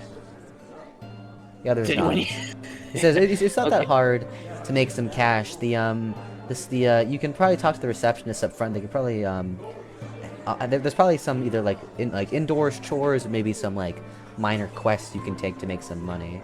They think of great side quests. They think Yeah, about that should be fine. Yeah, the lizard folk think about it, and one of them says, "Yeah, a trip there will probably cost probably 5 gold coins." 5 gold coins. Okay, well, that should. All right then. But anyway, what can you guys do? I mean, I know what I can do, but what about you guys? The others say, "Well, we can." One of them perks up and says, "Well, we can do sort of things, but nothing really as cool as what you got." They say. Oh well, everyone's cool in their own way, you know. They nod and says. One of them speaks up and says, "Well, one of them speaks up. He says, well, as a chameleon folk, of course, I have the ability to camouflage into stuff." Oh, that's cool. Can you show me? He activates his race skill and completely blends in with every area around him, making him almost impossible to see. Wow, that's actually pretty cool looking. One of the other lizard folk speak up and says that he's actually a mage and can use water magic. Water magic. Wow, that doesn't mix with my fire magic. They giggle and say, the guy giggles and says, "Yeah, I suppose it's not too advantageous." He says, however, he asks if water really affects you negatively. Despite sizzling a bit, not really. Others nod. Some of them also mention their abilities with the spear and other weapons. You talk for a while, enjoying their company. Eventually, you finish eating and you exit exit the table and wave them goodbye. Alright, see you later, guys. Don't forget to write. Alright, I'm gonna go talk to the receptionist and see what I can make for a couple of cash. Yeah. You exit the dining hall and head back over to the receptionist's desk. Arriving at the receptionist's desk, she greets you again and says, "Oh, hello again. Anything I can assist you with?" Hi, I'm looking to maybe, make a few cash, make a few gold, sorry. She says, Do you know of anything I could do to get some? says, "Oh yeah, sure. We offer a lot of work here. The cathedral isn't easy to take care of, you see." She says, we have simple chores like helping clean up things, helping to clean up after sermons, helping to clean up after sermons, organizing things, cooking for, helping in the kitchen. But if you don't want any of those kind of menial chores, we also have things like hunting quests. Hunting quests. What exactly is there to hunt? She says, I'm sure you know about the forest to the west of us, the Orc Forest. Yes. Oh, that's what it's called. Yeah, I did see a bunch of orcs over there chopping trees. Yeah. She nods and says, the orcs live there. She says that we kind of have a bit of a deal with the orcs that, in exchange for them not, attacking us, not to say I don't think we could win, but it would be a hassle if they were constantly trying to raid us. She says that, so in exchange for cooperation, we agree that to help them dispose of monsters in the forest that could be causing them trouble. Alright, that seems pretty reasonable. Yeah. She says that there's the main problem to the orc right now are Trevants. If you don't know what those are, Trevants are basically tree monsters, is the best way I can describe them to you. Oh yeah, I've faced one of those tree monsters before. It tried to eat me, but I set it on fire. She says, and fire magic is fairly effective against them. Perfect. This is actually perfect. Yeah. I can do that. Yeah, of course. She says, for every Trevant you defeat, we can give you 10 silver for it. 10 silver. How much would that make into okay? How much silver is worth 1 gold? She says, 20 silver per gold coin. 20 silver per gold coin. And how much are you willing to give me for every Trevant killed? 10. 10. Okay. Yeah. Yeah, I can totally do that. Yeah. Yes. She says yes, of course, and there's no limit to how many you take out. He says that Trevants are magical creatures, and no matter how many you kill, they will keep appearing, so feel free to go ham. This is actually perfect. Oh man. Boat, here I come. Alright. Thank you very much. Yeah. You thank her and head out. It's currently 9 a.m. Alright, I guess I'm gonna go to that forest to find any Trevants. Yeah. You head into the forest and begin to search for Trevants. You recall that, thinking about how to find them, you recall that, they were kind of there when you put your guard down. You think that maybe they're, maybe ambush predators? Okay, well, in that case, I'm going to ambush them by thinking that they can ambush me. It's foolproof. I'm gonna go lay on every single tree and see if one of them tries to attack me. Yeah. Deciding to, almost pretend like you don't know where you're going, you walk around aimlessly pretending to, be lost. As you occasionally act... no, yeah, acting... I'm just a small little lizard. I hope no one tries to eat me. I hope no tree spirit tries to eat me. That would be terrible. Oh no. Yeah. You walk around the forest for about 10 to 15 minutes, laying down, acting loungily, and eventually, as you lay down on a tree, although not the tree you're on, you hear the sound of another tree rustling near you. Deciding to wait a bit for it to show itself, you continue to pretend like you don't notice it. The tree then uproots itself and faces towards you, its eyes appearing in its mouth gaping open. Oh, hi there! You took your sweet little time getting over here. Yeah. I'm going to punch you now, Yeah. and you're gonna sit on fire. Goodbye! The Trevant begins walking towards you, trying to grab you with its branches. You just punch its branches and it sets on fire. You then, walking up to the beast, you continue to punch it, lighting every aspect of its body on fire. Eventually, it just kind of turns into ash. Bye-bye now! Don't forget to write! Yeah. Yeah. You decide to collect some of the I guess, an unburned branch off of the Trevant to, prove you killed it. Alright, perfect. Yeah. You continue... One Trevant is not going to be enough, though. I'm going to find some more. At this rate, you continue. You continue to just kind of run through the forest with your same strategy. Although it takes a while, after around 4 hours, after 4 hours of just walking through the forest, pretending to not care about anything, you manage to kill let's say 10, yeah, you managed to kill the 10 Trevins needed for the 5 gold coins. You can either return back to purchase the ticket, or you could take the time to maybe, I don't know, get a few extra money for the trip as well. Hmm. Honestly, killing these tremors are a lot of fun. Seeing them thinking that, haha, I got you, and then I burned them. I was like, oh no! It's actually kind of funny. But nah, I'm not gonna be rude. I'm gonna go back to the cathedral. Not wanting to spend more time on this, you return back to the cathedral.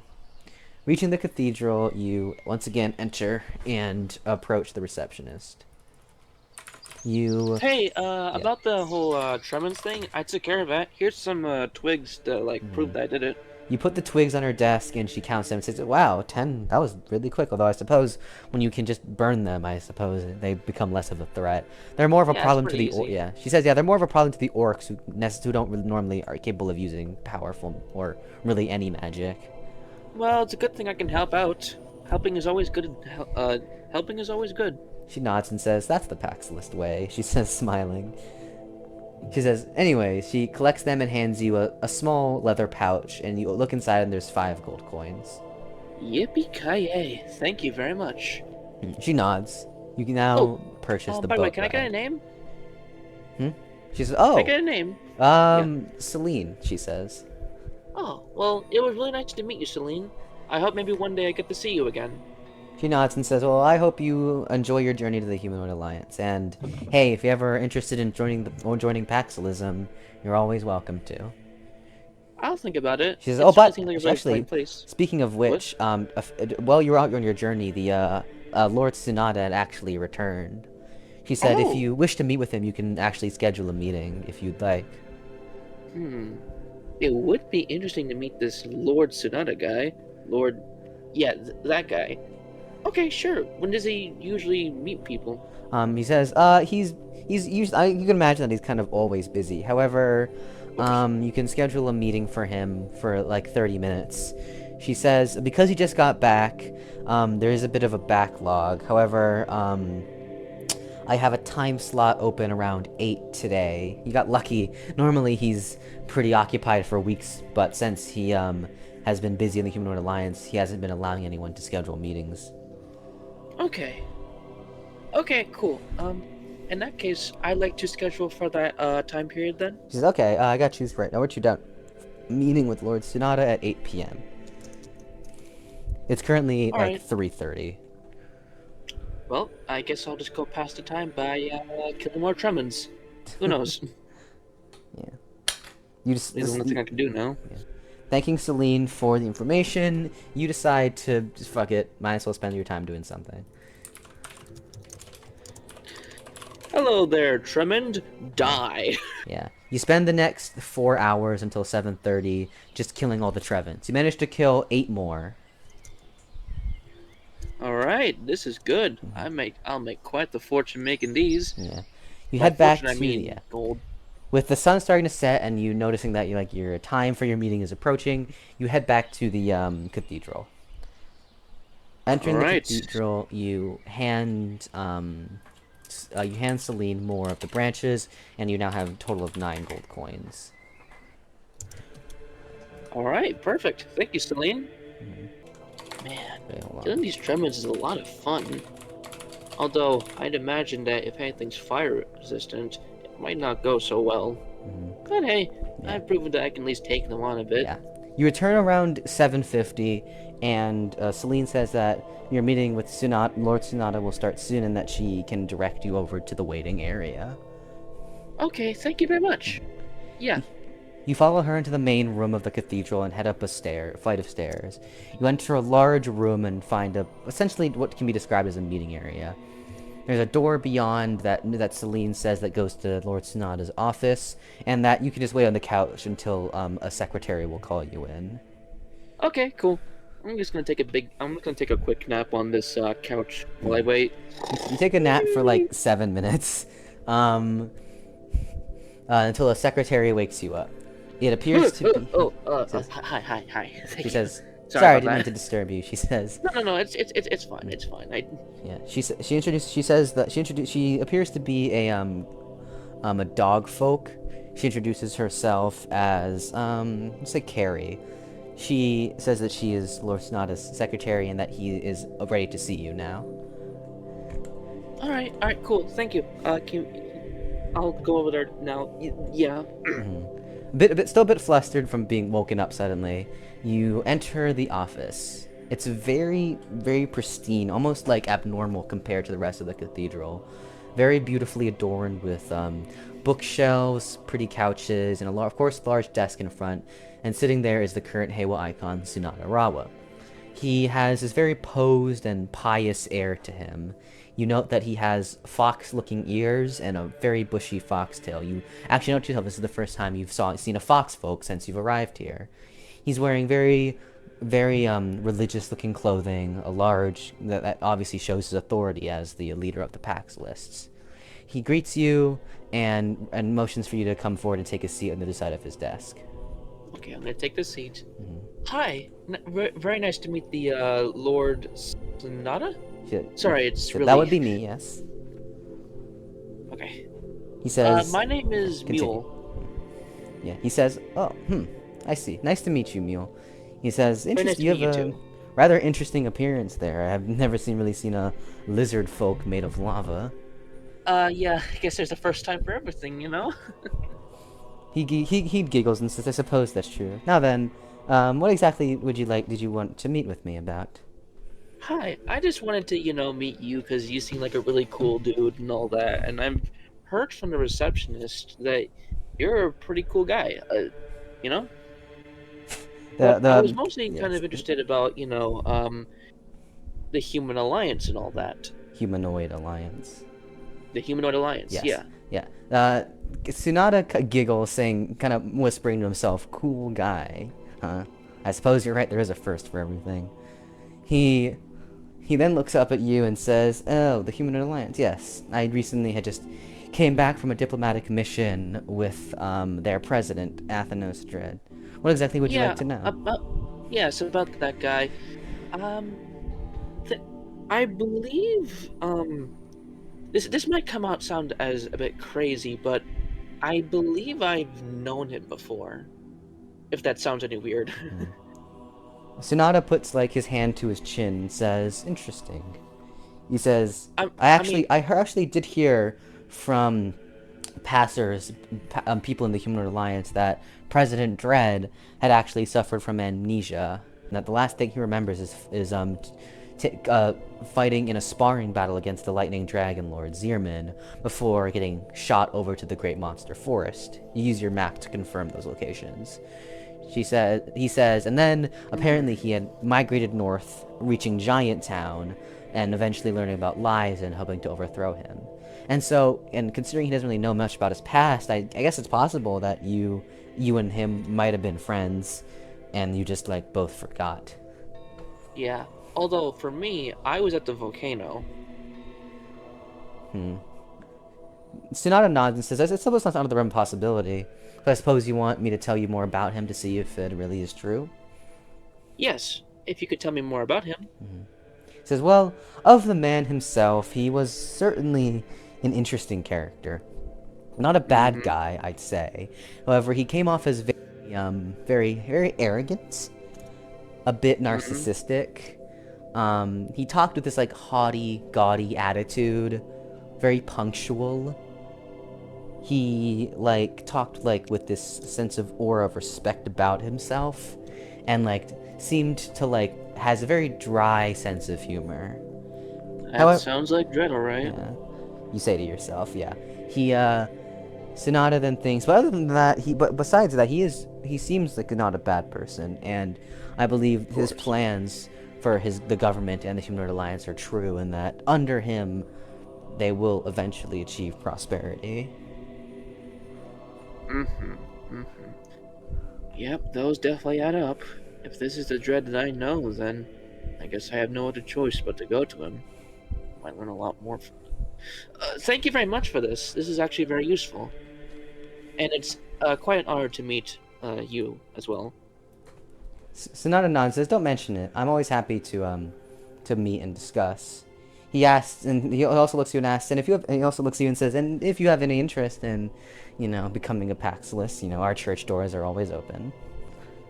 Oh, yeah. I'll definitely think about it. This definitely seems like a really nice place, and, well, if the whole dread thing doesn't work out, I could totally come back here.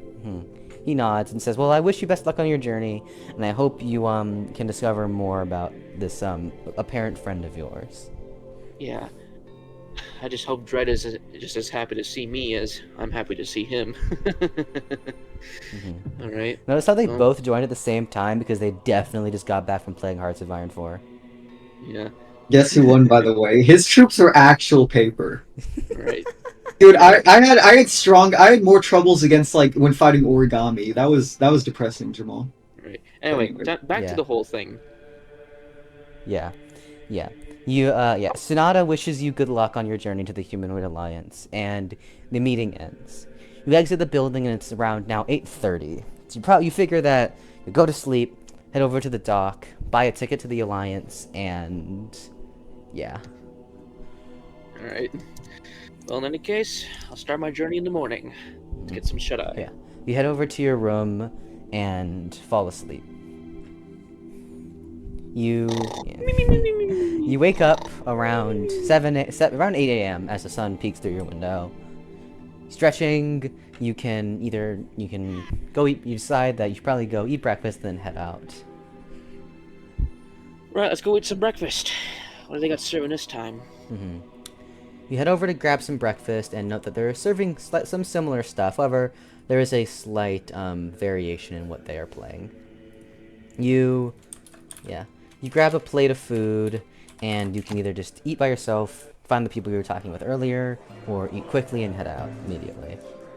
Well, it's probably gonna be my last time being here. I might as well just spend most of the time talking with the people I know. I'll go talk to those lizard folk again. Yeah. You head over to the other lizard folk again, and they call you over. You sit down with them, and they one of them says, "So I heard you had a meeting with Lord Tsunada." Oh yeah. He just I just want to talk to him. You know, he's really awesome and all that. You know, nothing too much. The lizard folk giggle, saying, like, I suppose I've never heard our lord be described as awesome before. Although I Well, suppose I don't it's really not. know what else to call it. I mean, calling him grand. I mean, grand. I mean, granted, I recognize him as a really cool guy. He is. I really don't know how to describe him otherwise. I know I could call him something better than The other just lizard folk awesome, kind of but- laugh and say it's fine. It's a positive adjuective, anyways. I'm sorry. I'm really bad at socializing. I've been so isolated for months. It's tough. They all say that's fair. That's fair.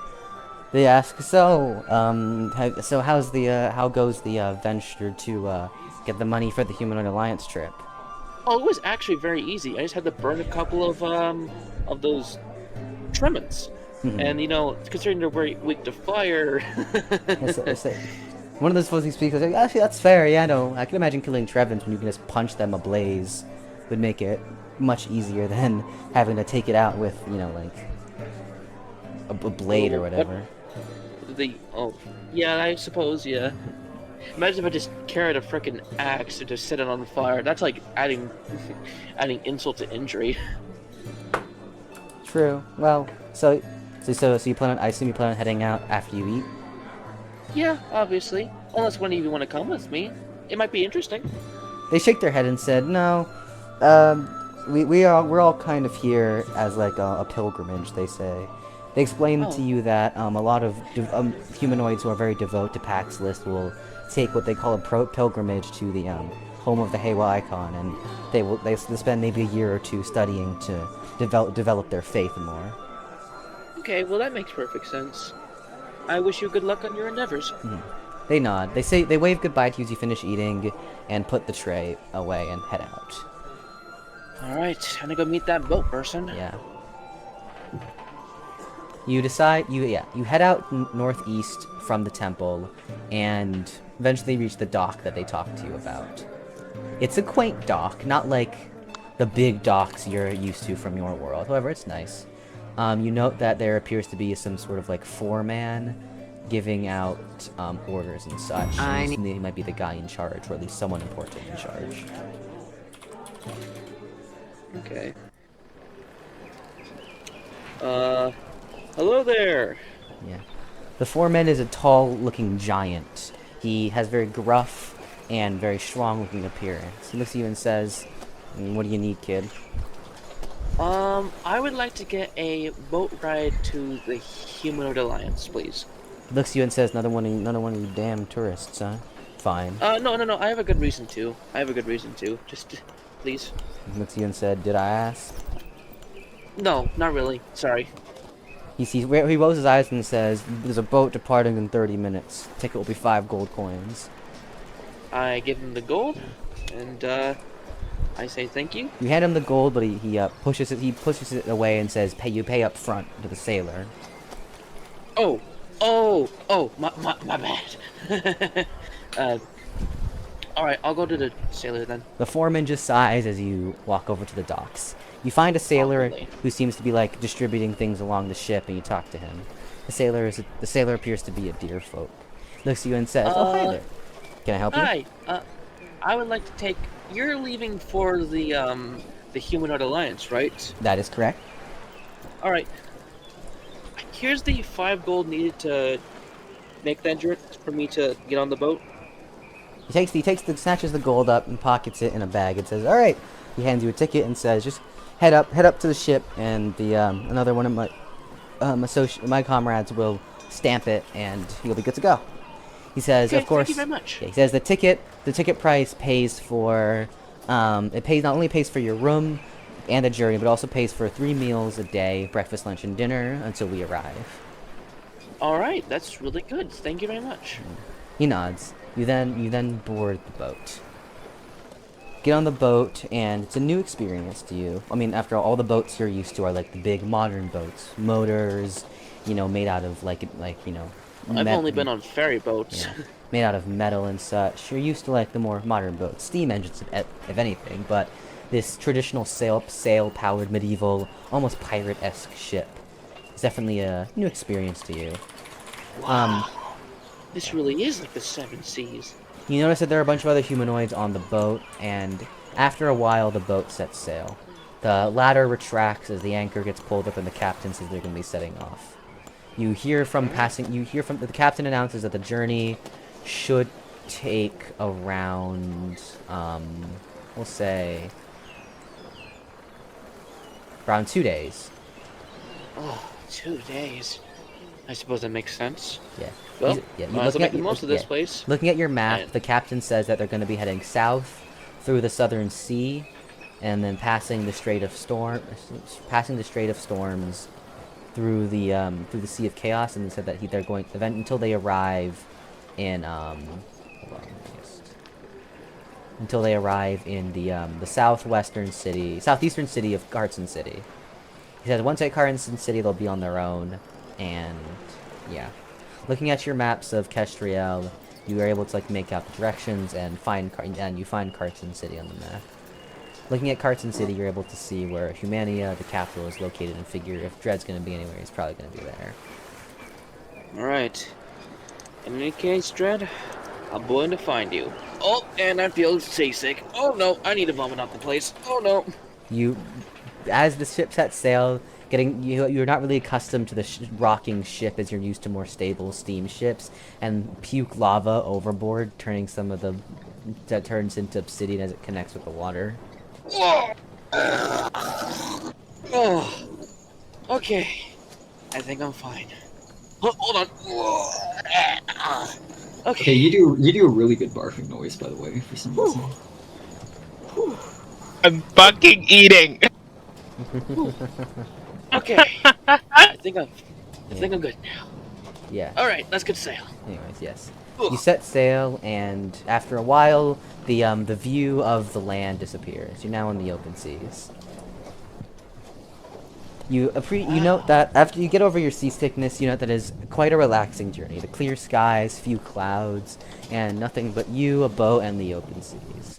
There are some people mingling about talking, but you decide to really kind of keep to yourself at least for now. Hanging over the edge of the boat, you kind of just you sit there and appreciate the view for a while. Wow. Honestly, this new place that I'm in is actually pretty amazing.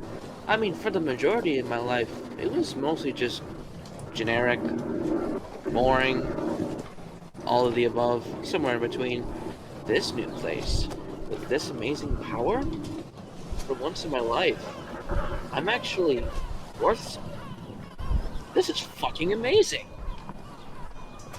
Alright, well, in any case, time to find something to do while I'm waiting for like 2 fucking days. Might as well switch around the boat. Yeah. It's around 10 a.m., 10 p.m. This boat sets sail around, not, the boat sets sail around 9, meaning you'll arrive in 2 days around 9. It's currently around 10. You can go maybe explore the boat, find your room, or mingle with people on the top deck. Okay. Well, in any case then, might as well search around the boat.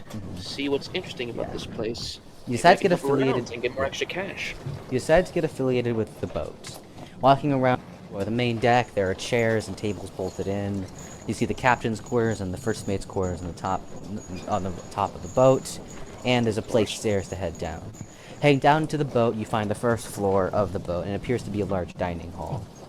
You assume that lunch will be served in a few hours, and pay it no mind. The second floor and third floor are dedicated to cabins, and the first floor is the 100, second floor is the 200. You know your room is room 206, and you find it.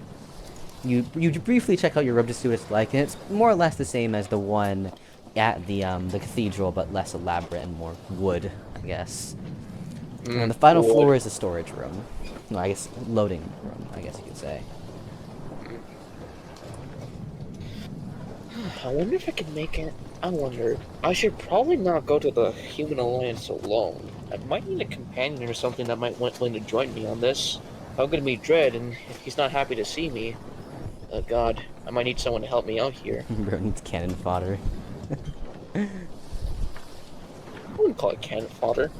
Anyway, I'm gonna He go needs meet cannon someone. fodder. Ooh. And anyways, I'm gonna meet with some people, talk with some people, in hopes that I can find someone who can join me. You head onto the boat, and yeah, you head to the top deck and look around for people to talk to. The first thing you see is a group of beast folk, a bear folk, a dog folk, and a fox folk. You know, this is that's actually the second fox folk you've seen, which makes you a bit intrigued. You see a few merfolk chatting, some giants, a few dwarfs, and yeah, that's the groups that are currently on the deck. Okay, well, let's see. Some giants, some merfolk, some beast folk, and dwarves. Well, dwarves are easily... Well, dwarves can be pretty handy with stuff, but if this is anything like the medieval, like the, those fantasy kind of things, then I don't know if I make one wrong move, they're gonna hate me forever. Although that's kind of like a weird stereotype. Maybe that's not the case, but... Some casual racism. Okay, maybe I shouldn't be so casually racist about this. Okay, merfolk kind of contradicts my lava-esque thing. It might be bad. I'm not so sure. Maybe they might not like me for being lava. That might be bad. Giants. Those are some big boys. How did they even... Nope. Okay. God, that sounds so racist. What is so wrong with me? At least no one can hear me here. I guess I'm gonna have to go with the beast folk. Alright. Let's see how this can go. Maybe this won't be too bad. You head over to the beast folk, and they notice you walking over. You casually wave hi, and they wave. Hi! Yeah. They wave to you and they wave to you and say, so. They ask if they can help you with anything. Oh, hi. Just want to talk, you know? I mean, I'm just kind of like checking out the boat, just trying to meet new people, trying to make friends. You know what I mean? That's fair. The bear folk introduces himself as Gavin. The dog folk introduces himself as, let's say his name is Derek. Gavin and Derek. Fuck it. I couldn't be bothered to be creative today. What about the fox folk? Yeah, and the fox folks, who looks to be a foxfolk who reminds you of like a young-ish girl, like early teens. She introduces herself as Allison. All right. They, Hello. Nice to meet you all. Allison asks, "What exactly do you, why exactly are you going to the Humanoid Alliance besides tourism, which she knows a lot of people are for?" Oh, I'm actually going to here try to meet Anthemos Dread. Says the president. Any reason why? Yes. Just, because he's like the president, and, I'm a big fan, She says, "I see." She says, "Well," I suppose that's fair enough. Any particular thing you want to ask him or whatever?" Oh, just wanted to know, what he did, the things he did, and all that. Just get his side of the story, Yes, I suppose that's fair. Get it directly from the source, as they say.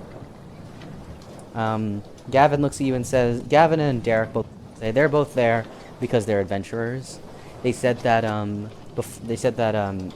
that long ago the Humanoid Alliance, due to its geographical location, is great for adventurers who want to hunt monsters. However, ever since Lies took over, it kind of hasn't been that great, and they had heard stories from races that lived much longer, like the elves, about how it used to be much prosperous. And so they're, with the Humanoid Alliance no longer under Lies, they said they're going to see what kind of jobs they can take hunting monsters, because they said that they've always wanted to try hunting the monsters of the Great Monster Forest, but didn't want to do it if the place they returned to was literally like a dictatorship.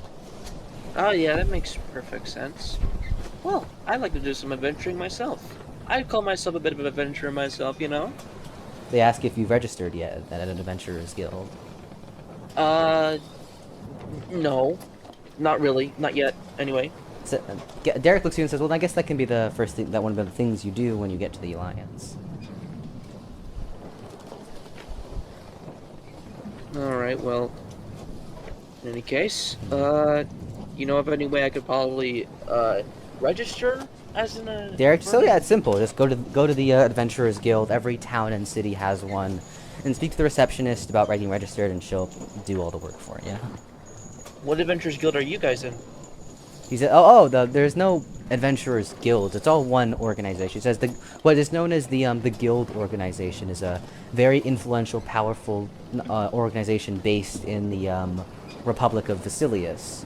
He says that the main guild, and I guess you could say the ultimate guild grandmasters, who are in charge of the 4 main guilds, all take residence there, and the guild organization 4 grand guilds. establishes guilds across the cities. That's why in every single city there's the 4 guilds are, of course, the Adventurers Guild, the Mages Guild, the Weapons Guild, and the Thieves Guild. Interesting. Yeah. Derek explains that there's 4 guilds in every single city and town, thanks to the guild organization. However, they're all work basically under one administration, so they're all basically the same thing. He explains that's that why makes perfect sense. when you he explains that's why adventurers' IDs can be are basically substitutes for actual identification. I see. Well, in that case, maybe registering for the Adventurers Guild might be a good step. They nod. Do you know of any way I can register for the Adventurers Guild again? He said, "Oh yeah." He just explained it. He says, you just go to the Adventurers Guild in whatever city or town you're in. Go to the receptionist, and she'll register you. It's really that simple. Oh, alright. Well, in any case, do you think you know where that would be? He explains most adventurers guilds are normally along the main road of the main road of the city when you first enter. However, it is marked by a large symbol that's a sword and a shield, so you shouldn't miss it. Well, in that case, He says, I and if would you can't know where to find go it, you can then. just ask a local. I'm sure they'll know where it is. Actually, that would be very good. That would be very. Joining the Adventurers Guild might help get my get a wrap up. That would make it easier to meet Dread. Yeah. That's perfect. Allison Alright, then thank you so much. Allison also speaks up, says, "Oh, by the way, I thought it would be rude to ask, but what kind of lizard folk are you, if you don't mind me asking? I've never really seen like this lava lizard. Fire one, yeah. I actually was born in the Volcano area. Go figure. I know, it's crazy. Yeah. Allison seems surprised, saying you were born in the land of ash and skies. I guess Yeah, you go don't- figure. That's I know. The whole no one really lives there and all that. Yeah. But I guess I could be Yeah. known as the exception. She says, "I suppose that's fair. I guess anything can happen." She says that. By the way, you said you're going to meet the president, right? Yes. He says that. Yeah, I actually am also going there to Humania. Well, for different reasons. She says that her brother is one of the was one of the important members of the resistance. Interesting. She explains that her brother Sidney was one of the generals, and worked under the resistance leader Lena. She explains that when Sidney wanted her to live a better life, and so through a lot of efforts, Sidney managed to smuggle her out of the country, and she eventually ended up in the Heiwa Icon's home and cathedral. She said that she had more or less been raised there. Not raised there, she said, but she said she had more or less spent a few years there, learning about Paxillism, and she had hoped to one day become strong enough to eventually help her brother get out as well. However, when she heard that the lies had been defeated and the resistance had won, the first thing she was determined to do was to take a ship to the Human Alliance to meet her brother again. Your brother seems like a really cool dude. He says, yeah, and he's really strong too. He can use 4 elements. The 4 elements. Well, in any case, if anyone's willing, we could, I don't know, join me in trying to meet Dread and all that. Allison says that she's fine tagging along since they're going to the same place anyways. The other two said that they appreciate the offer, but they're short on cash, and so they're probably gonna just immediately head out to find work, and so they can't really accompany you. Okay, that's perfectly fine. Allison, if you wish to come with me, then very well. She smiles and says she's glad that she'll have a companion along the journey. Yeah, she says that the trip to Humania gets a bit boring when you're by yourself. Yeah, I can gather that. I've been alone for like a good while now, walking around for like a few hours. It gets boring alone, so I'm glad to have someone tag along with me at least. Allison says, "Yeah, I agree." As you talk, noon approaches, and the others, then they all begin to head downstairs to grab lunch. Alright. It's time for some lunch. Yep. Alright. That's all I while really got to say. While you do that, I'm gonna give me 1 second to write some stuff down. Perfect. I'm on a boat. I'm on a boat. I'm on a boat, and it's swinging side to side. I'm on The voice a in your boat. head is telling you to stop singing. I'm on a boat. I'm on a boat, swinging side to side, and it's on water. That's pretty cool. A boat on water, mentally stable for my head, because if it were floating, I don't know how I would take it. It probably would be a very terrifying experience. 5. I'm on a boat. I'm on a boat. I'm on a boat. And it's swinging side to side. I'm on a boat. I'm on a boat. I'm on a boat. Swinging side to side.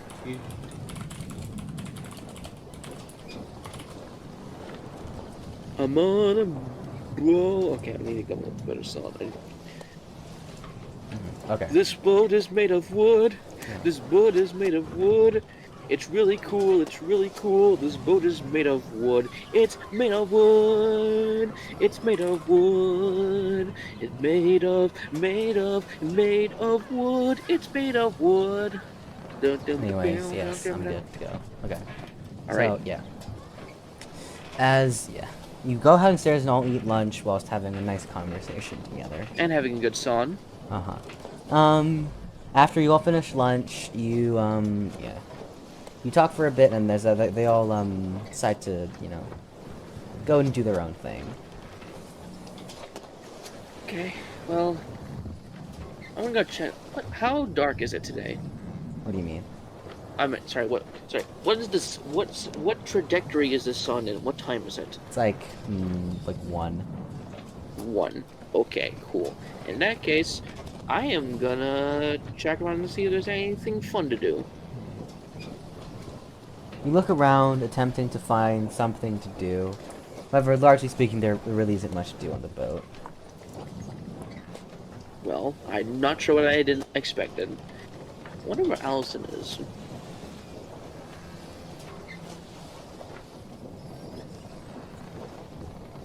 I wonder where Allison is. You have to go say you want to go look. Yes, I want to go look for Allison. Anyways, yeah. You go try to check around and look for Allison, and find her sitting on a chair on the far side of the dock reading a book. Whoa! As she goes through her book, she doesn't notice you sneaking up behind her, and you scare her. Instinctively, she spins around and whacks you in the face with her book. Ow! She Owie. She apologizes for Ouch. hitting you and saying you probably shouldn't have scared her. Yeah, I'm sorry. That's on me. Do I have a black eye? I'm She pretty hit sure you I in have the a black cheek, eye. not the eye. Yeah, so... Yeah, you see... If she calms down, she asks, what do you do? Oh, I'm just bored. Like, honestly, this is gonna take 2 days, and I need something to do while I wait for that. Is there anything to do around here? He says, I suppose that's fair. Yeah, no, not really. It's not... So I've heard some of the larger boats have, like, rooms to do things in, but not this one. Because most people just have to bring things to pass their own time. Well, I didn't bring anything, because I really didn't have anything to bring. He says, I suppose that's fair. If you want, I could lend you one of my books. Yeah, what are you reading? He says, oh, I'm currently reading, a book about... It's a fiction novel about, a bit corny as it is, the story of, a hero, just a standard hero story about him overtaking the, overthrowing a dictator. However, has an interesting twist as, after he defeats the dictator, the people end up turning on him, believing he's too powerful, and he ends up becoming like an anti-hero. Oh, well, sometimes stories are just like that. They don't need to be too overcomplicated and all that.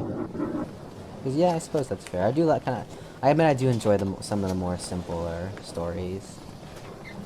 Well, I like any kind of stories. Maybe if they have like some sort of complex feeling and all that, that'd be cool. They're just as simple as like, a hero defeats the villain and is like, like a hero slays a dragon.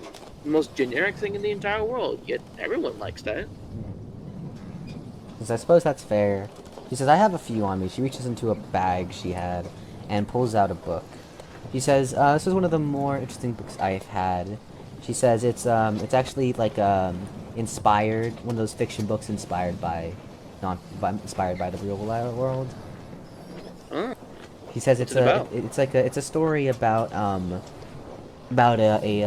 elf who takes part in the great expedition from Althvinhaim to Althvinhaim back in the mythical age. It's inspired, of course, by the elven journey across the continents, but of course it's it's still fiction because it's not based on a real person. oh well, that's just how most things go, Is there anything about do you have any books regarding lizards? She says no. Unfortunately, she doesn't have any of those on her. Oh, darn. Well, anyways, do you have anything about... Okay, in that case, do you know anything about, you have any books about the volcano? She also shakes her head and says you'd have to find a library for that. I'm afraid. Oh, okay, that's fine. In any case, what's your favorite book? She thinks for a while, and she says that's a good question. I think a lot of people have a lot of favorite books. If I had to pick one, She says that their favorite book was a book about like this she said it was a half fiction, half non-fiction book, and she said it was about she said it's a popular book in Dalhaven that she had recently got her hands on, and it was a book about a lone demon boy crossing the Great Nothingness during the Great Migration in the Origin Age. And she says that it's a very like compelling book that talks about like the nature of demons and whatnot.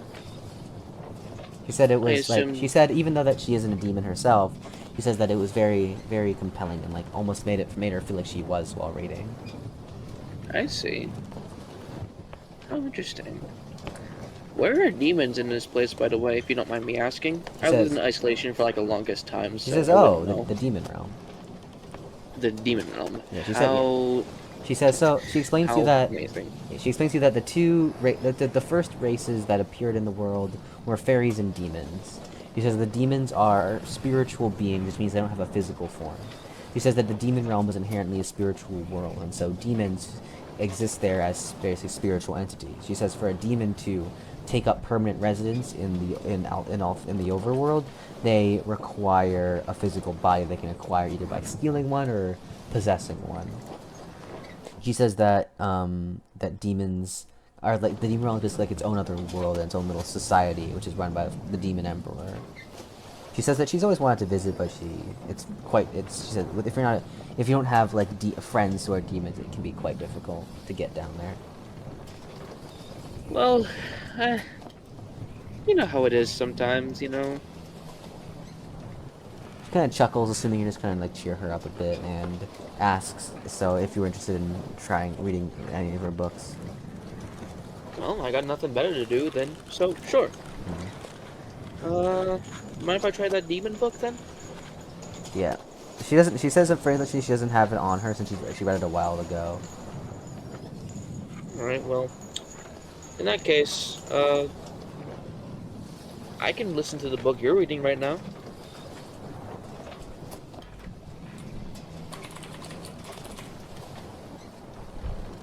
She says, "Oh, sure."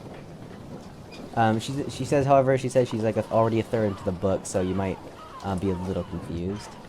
I'm sure I can probably figure it out. She shrugs.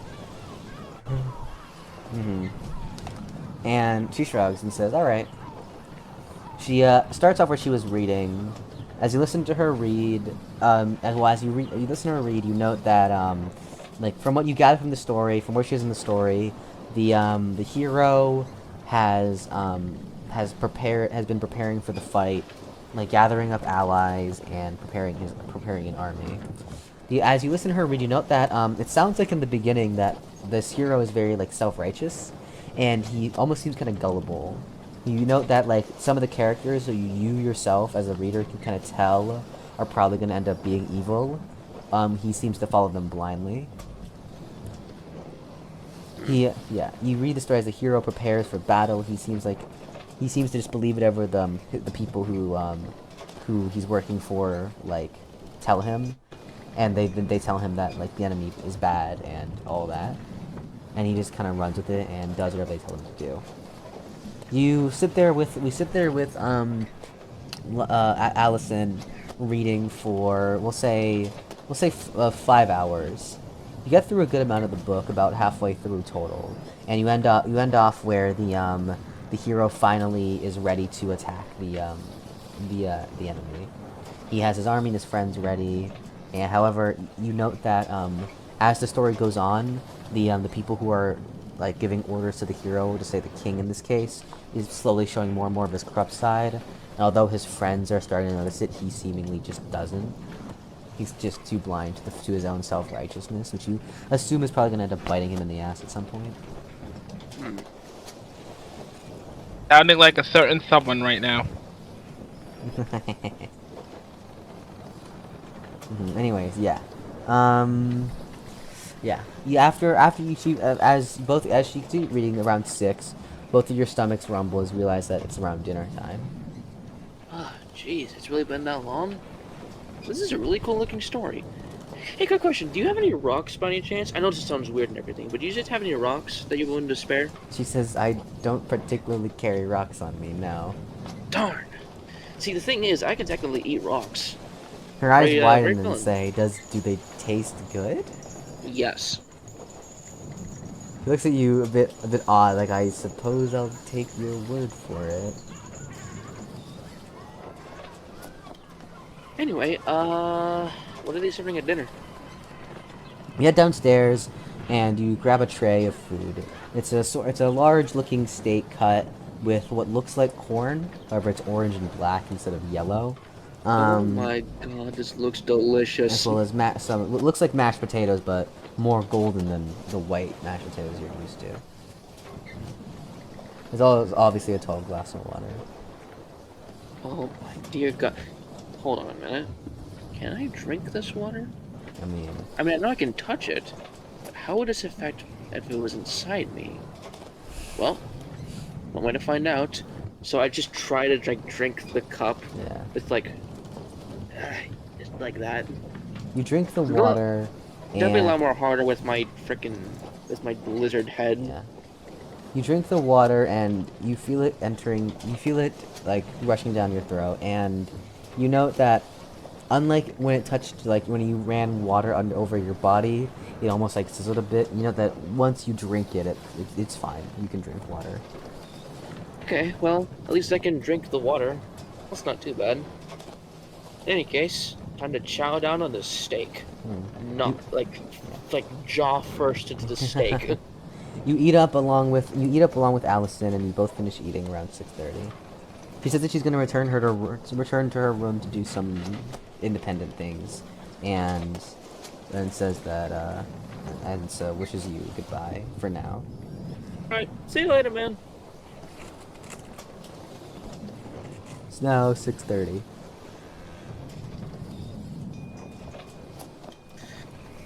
Well, I suppose in this case I might as well look out the.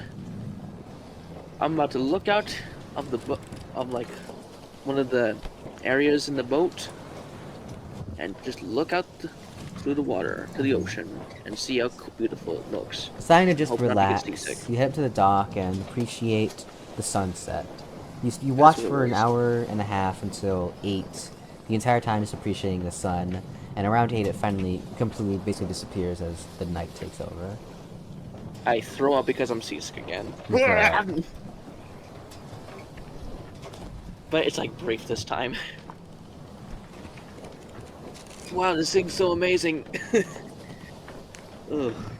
Oh, that's gonna hit some fish in the face. Oh, that poor fish. Oh, well, a fish definitely got hit. Oh, I'm sorry, fish. Oh, God. You are a bad person. Oh, God, I'm a terrible person.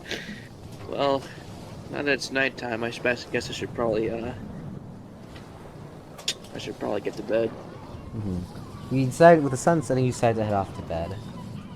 Going to sleep. Yeah, you go to sleep in your room and wake up around 8.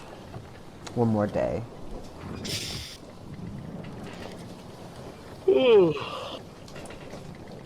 Oh, man. The sun has just woken up. Holy shit. Alright. I just need to get through one more day, and then I'll be off to the Human Alliance. This is gonna be nifty.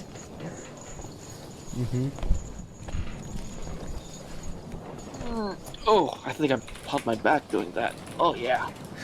Alright. Let's see what's for breakfast. If I'm not too late for breakfast.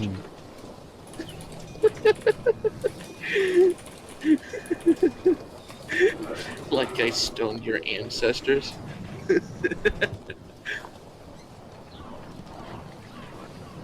I accidentally stoned Maroth.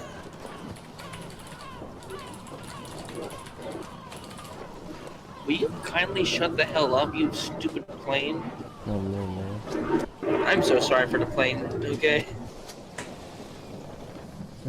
Anyways, yeah. Damn you, plane! You head you head upstairs and to eat breakfast. You eat up breakfast and head up to the top deck. At the deck, you see Yeah, you see Allison and Derek and Gavin sitting around and having a conversation. Well, since they're like the only two people I've actually talked to, why stop now? Mm-hmm. I'm gonna go talk to them. Yeah. You head over to them and they wave to you to take a seat. Gavin says hi and asks if you slept well. I slept like a frickin' baby. Not the part where I was drenched in my own piss, but the part where I slept soundly. Gavin says I pardon? did not sleep in my own piss. Fuck you. I did not mean that fuck you, by the way. Derek just kind of laughs. He says, well, I'm glad to know that. Allison asks if later today you'd like to continue reading the book. Oh, absolutely. The book was interesting. She nods, happy. But honestly, I'm just really hoping I can get over to that frickin' Human Alliance thing. Meeting Dredd is... Trying to get over to Dredd is killing me.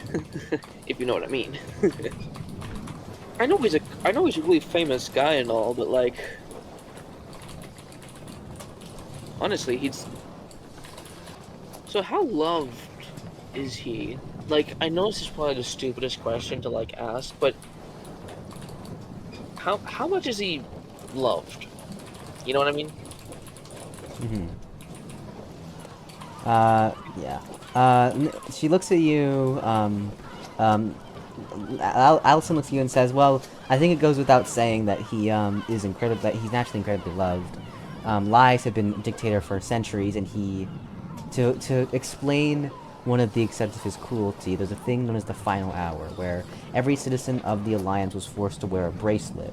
This bracelet would tell the government their location at all times so they couldn't escape, and could inject poison into the wearer if they so chose. And the Final Hour was once every year. Poison would be injected into every member of the Alliance to keep population down. That is very terrifying. Yeah. That doesn't sound too... yeah, that's... Allison nods and right. says, yeah, and she says, yeah. And that was just one of the horrible fates of the Humanoid Alliance. You can imagine that Athanos Dredd showing up and basically completely overthrowing him, and within days reestablishing a much more democratic and what it used to be country would obviously make the people love them easily. How long did it take? To kill Lies? Yeah, and overthrow his entire thing. Yeah. She said, well, the resistance itself has been around for hundreds of years. However, obviously they've been planning the battle for like over a few decades now, and it was just took the day it happened to kill him. However, if asking how long it took to plan it, decades, but the actual fight itself was only like a day. Well, in any case, kudos to him. Yeah, Allison nods. She says she's just happy that her brother is, safe now. Yeah. You want to talk more about your brother? He seems like a really cool dude. Oh, sure. She says she explained that Sydney, her brother Sydney, was one of the most powerful people in the Alliance. She said that Sydney was like one of the strongest resistance generals before the resistance leader Lena. She explains that fox folk, as they are the rarest of all the beast folk. They're naturally elusive because they're often because of their nature. She explains that that fox folk tend to be the most powerful beast folk, as they are incredibly adept at magic, and their magical prowess is often compared to the elves. I see. Yeah. So you know a whole lot of magic. Allison says that she's still learning, and her brother is much better at magic than she is. I see. Well, perhaps I could learn a thing or two from him. I do need to... As much as I know fire, it's going to take me a while to actually learn how to cast fire. You know what I mean? She says that's fair. She says, yeah, I know my affinities are water and lightning. My brother, however, can use lightning, fire, air, and ice. Nice. Well, then I can't learn earth stuff from him, but I can definitely learn fire stuff from him. I'll be sure to meet your brother sometime soon. Maybe he can teach me. She nods and says, yeah. And if you want to know more about magic, you can there's a really important book known as Magic Fundamentals. You can buy it at any Mage's Guild. Hmm. Now that's a tricky one. Do I want to go to the Adventurers Guild or the Mages Guild? Allison just shrugs and says, why not both? If you have the time. I don't know. I could go to both, but that would definitely take up a lot of time. She says, perhaps, but I mean, I think it'd be worth it if you want to learn magic. I might just try the Mages Guild, but I won't get too much into it. Yeah, Allison says, yeah, you can just go to the Mage's Guild, just kind of purchase the book, go to the Adventurers Guild register. Believe me, registration does not take that long. It's like 10 minutes, at best. Okay, I can do that, yeah. Alright, well, I know what I'm gonna do first thing. Maybe meet your brother, learn some more fire magic before I go meet Dredd. They nod.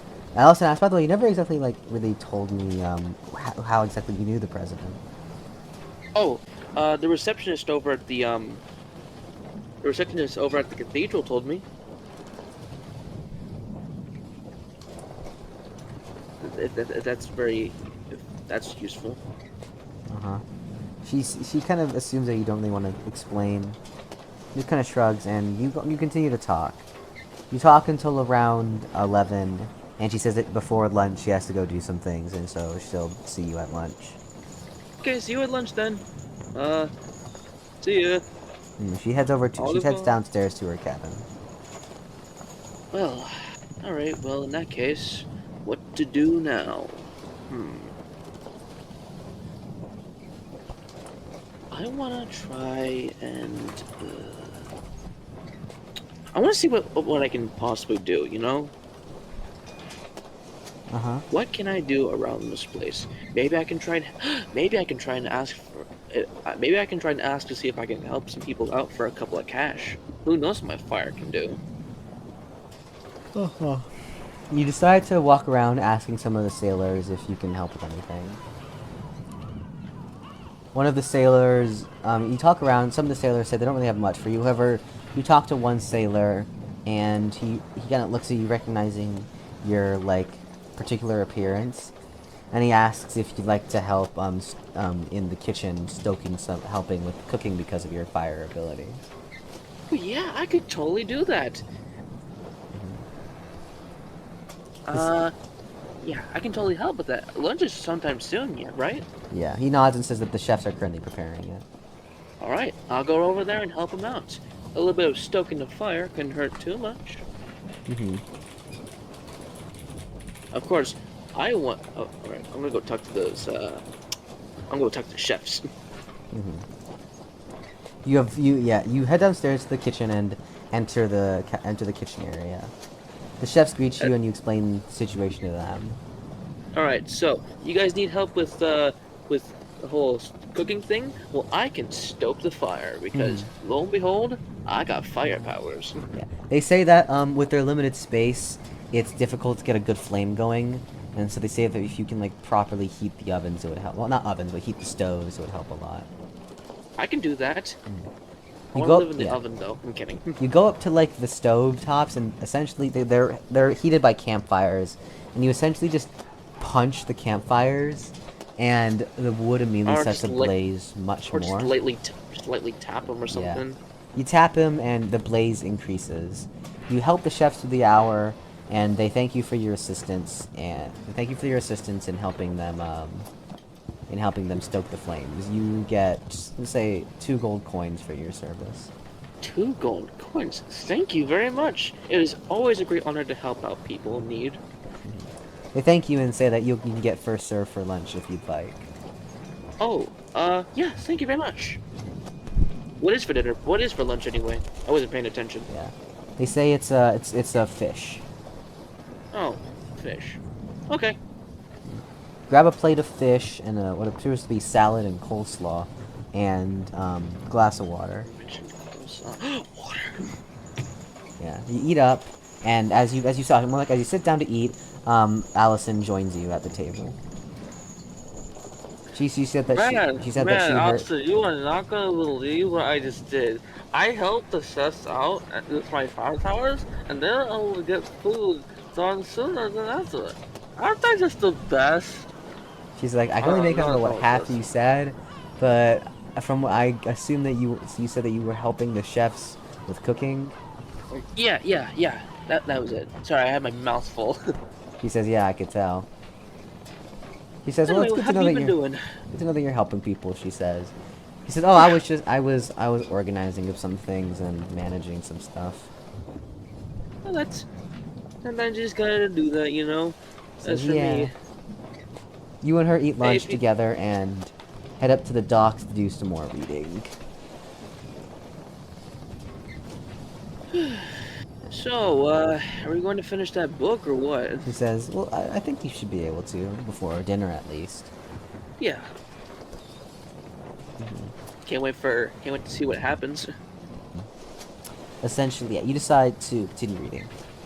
You continue to read through the book. The story, about halfway through the story, the hero successfully defeats the villain. The villain dies and his armies crumble. The hero raises his sword, declaring victory, and returns home.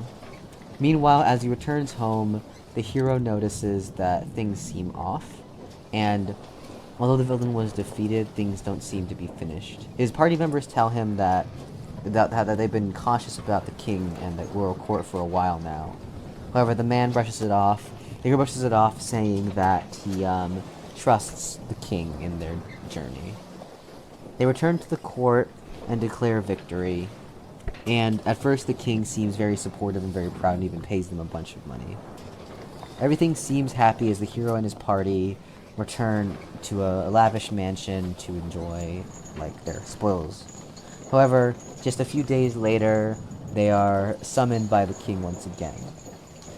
In the story, what happens is that the king ends up persecuting them for crimes, for false charges, and the entire party is arrested. Oh no!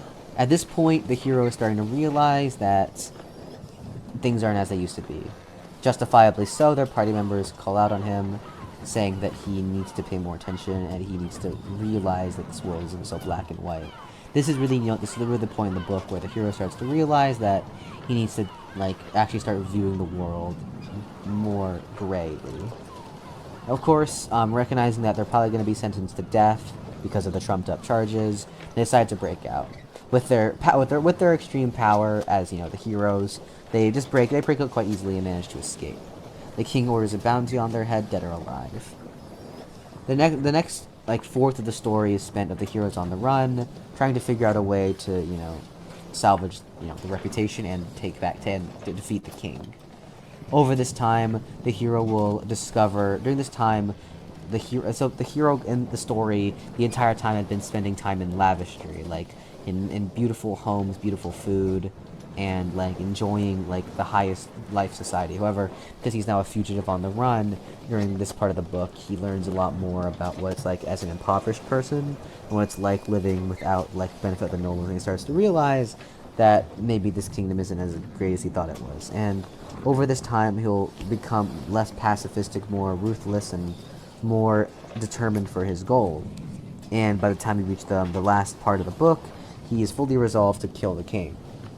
He goes for, and over the course of the story, he goes with this very naive character who is only shown the goodness in life and therefore thinks that the rest of the world is like it, to being disillusioned and realizing that, like, hey, shit's bad.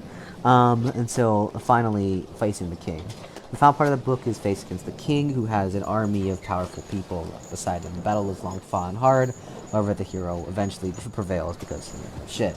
The king is killed, and the hero finally realizes, like, the truth of, like, kindness and the importance of skepticism and making sure to like, know your allies.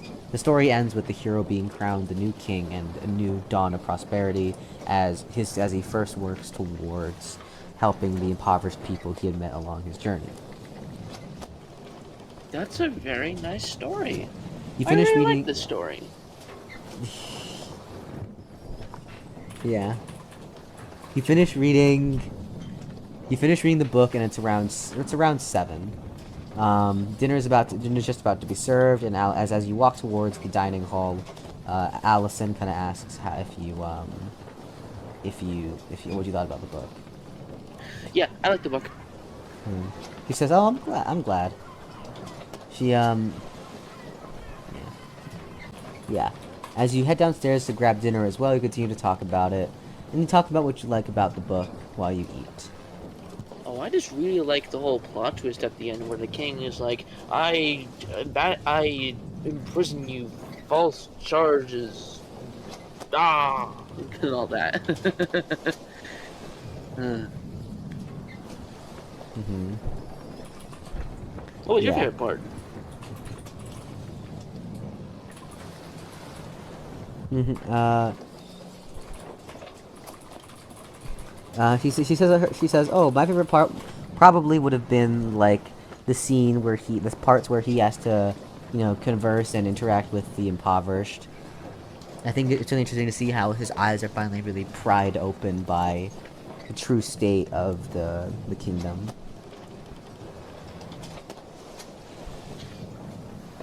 Well, at the very least, yeah. The book was really good.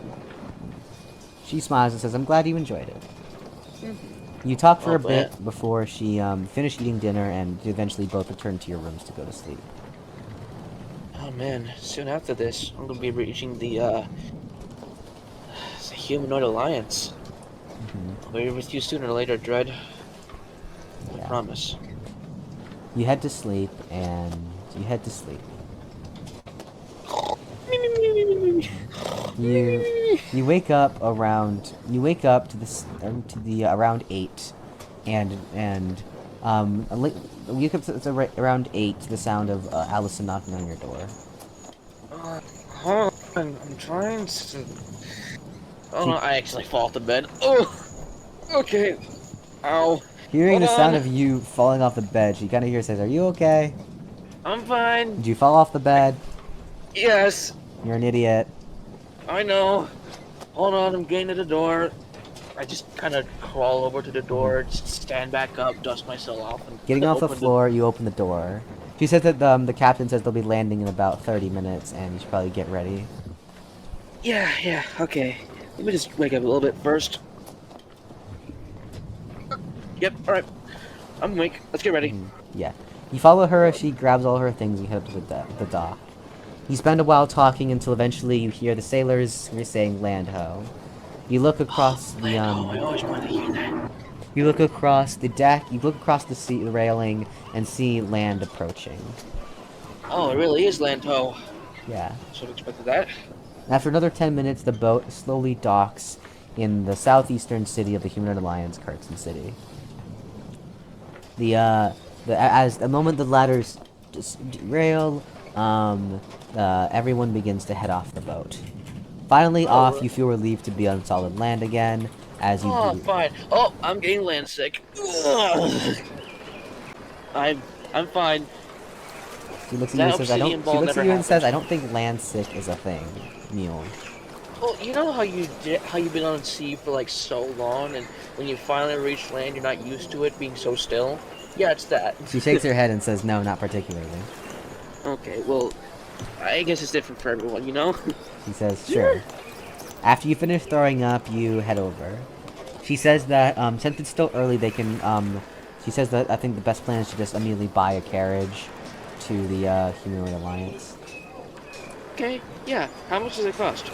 Oh, carriage ride from here to Humania. Should be about 2 gold. Okay, well, lucky me. I earned 2 gold from that kitchen earlier, so, well. Yeah. So I guess I got the 2 Yeah. gold from the kitchen, so Yeah. we can make it. She follows you. Yeah, you follow her to a stable, and you both pay 2 gold for a carriage ride. A carriage quickly arrives, and you both get in. Oh man, these are really cool. Yeah. As the carriage arrives, feel you like I note can the walk it. the horses. Unlike the horses you were used to in your world, these horses were much different.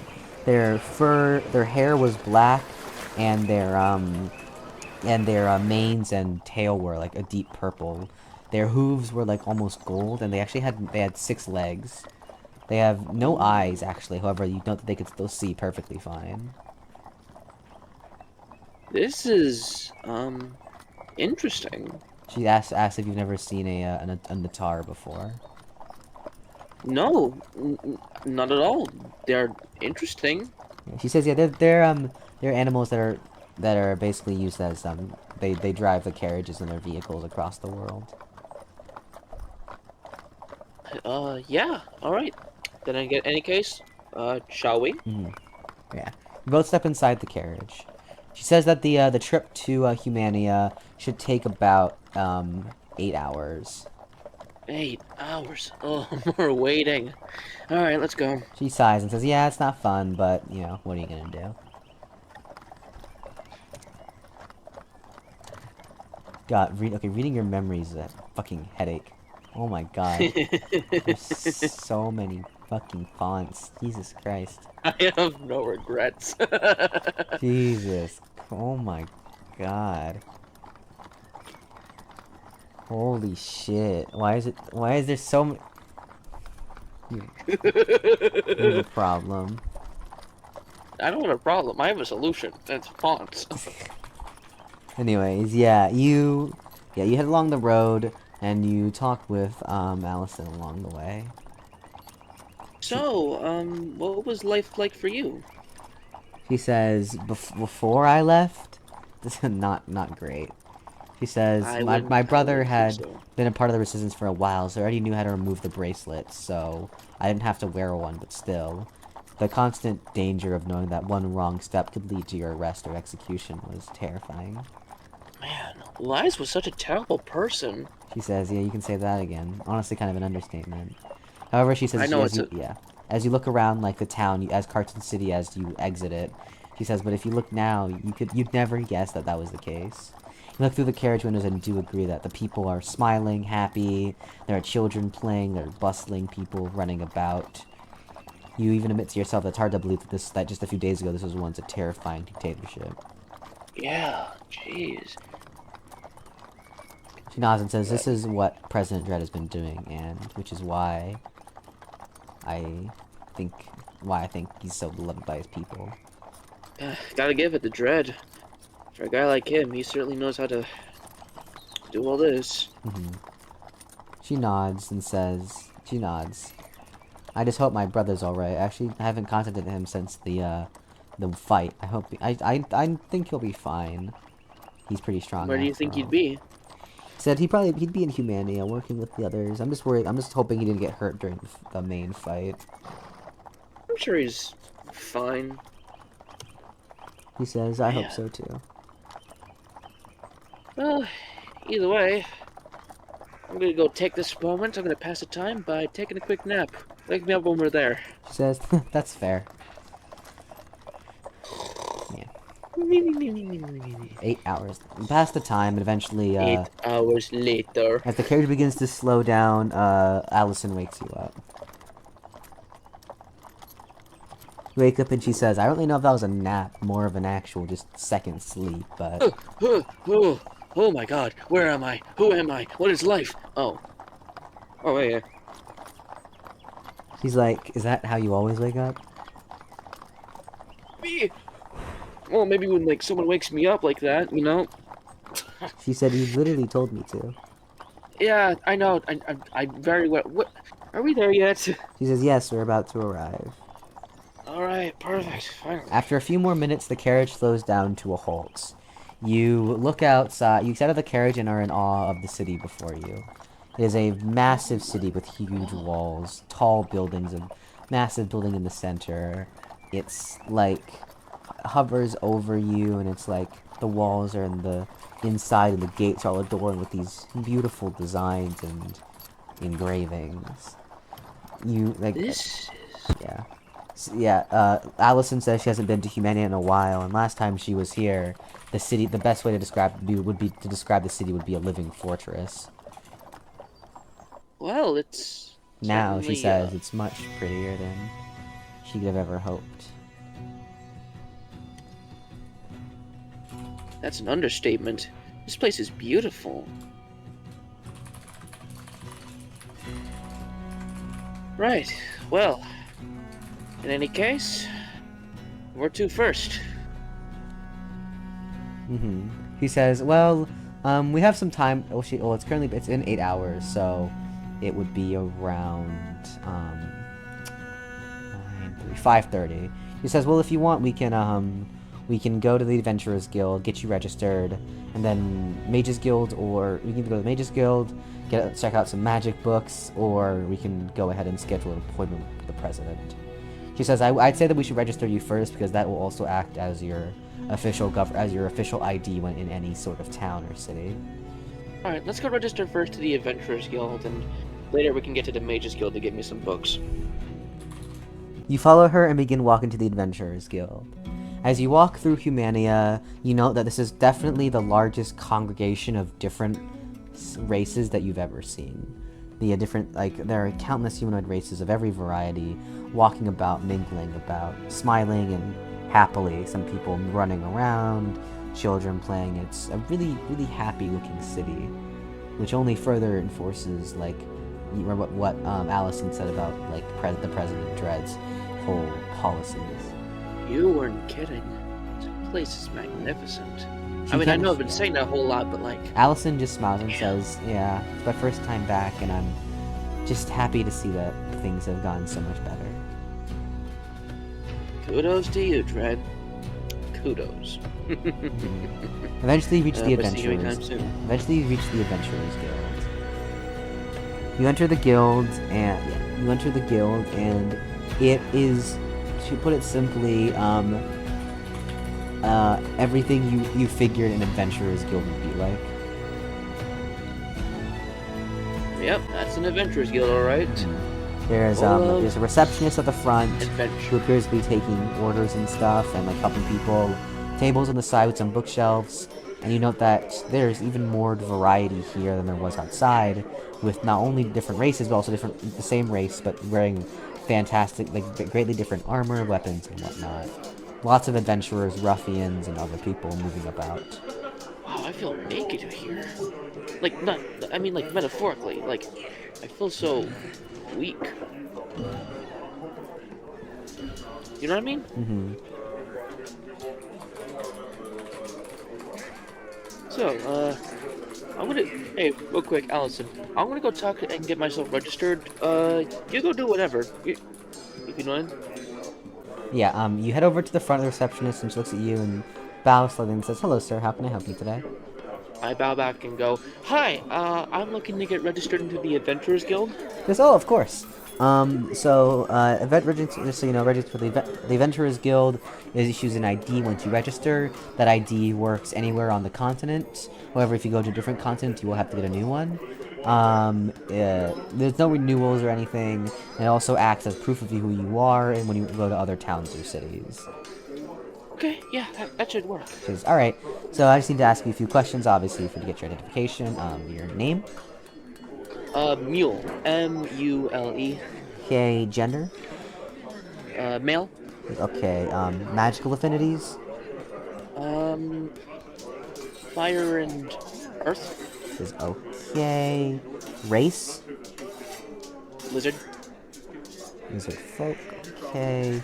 And age? Oh man, how old am I? I've completely forgotten. I think in my 20s. I'll just say, yeah, the 20s. That's fine. Okay, and that's the only information we need to take. Beside for this, she then puts it away and says, "Okay, one last thing." She takes out this big light stone slab.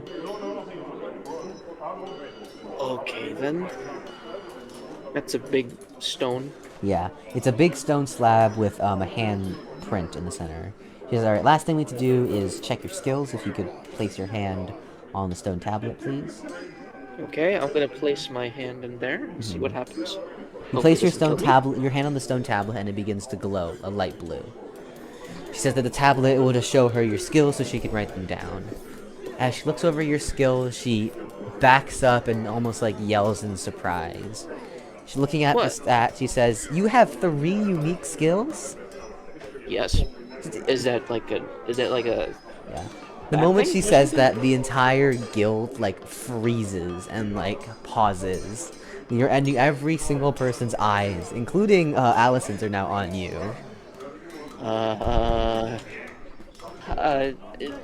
Is that a bad thing? Am I? She says, okay. She says every person in the world is born with at least 1 or 2 basic skills.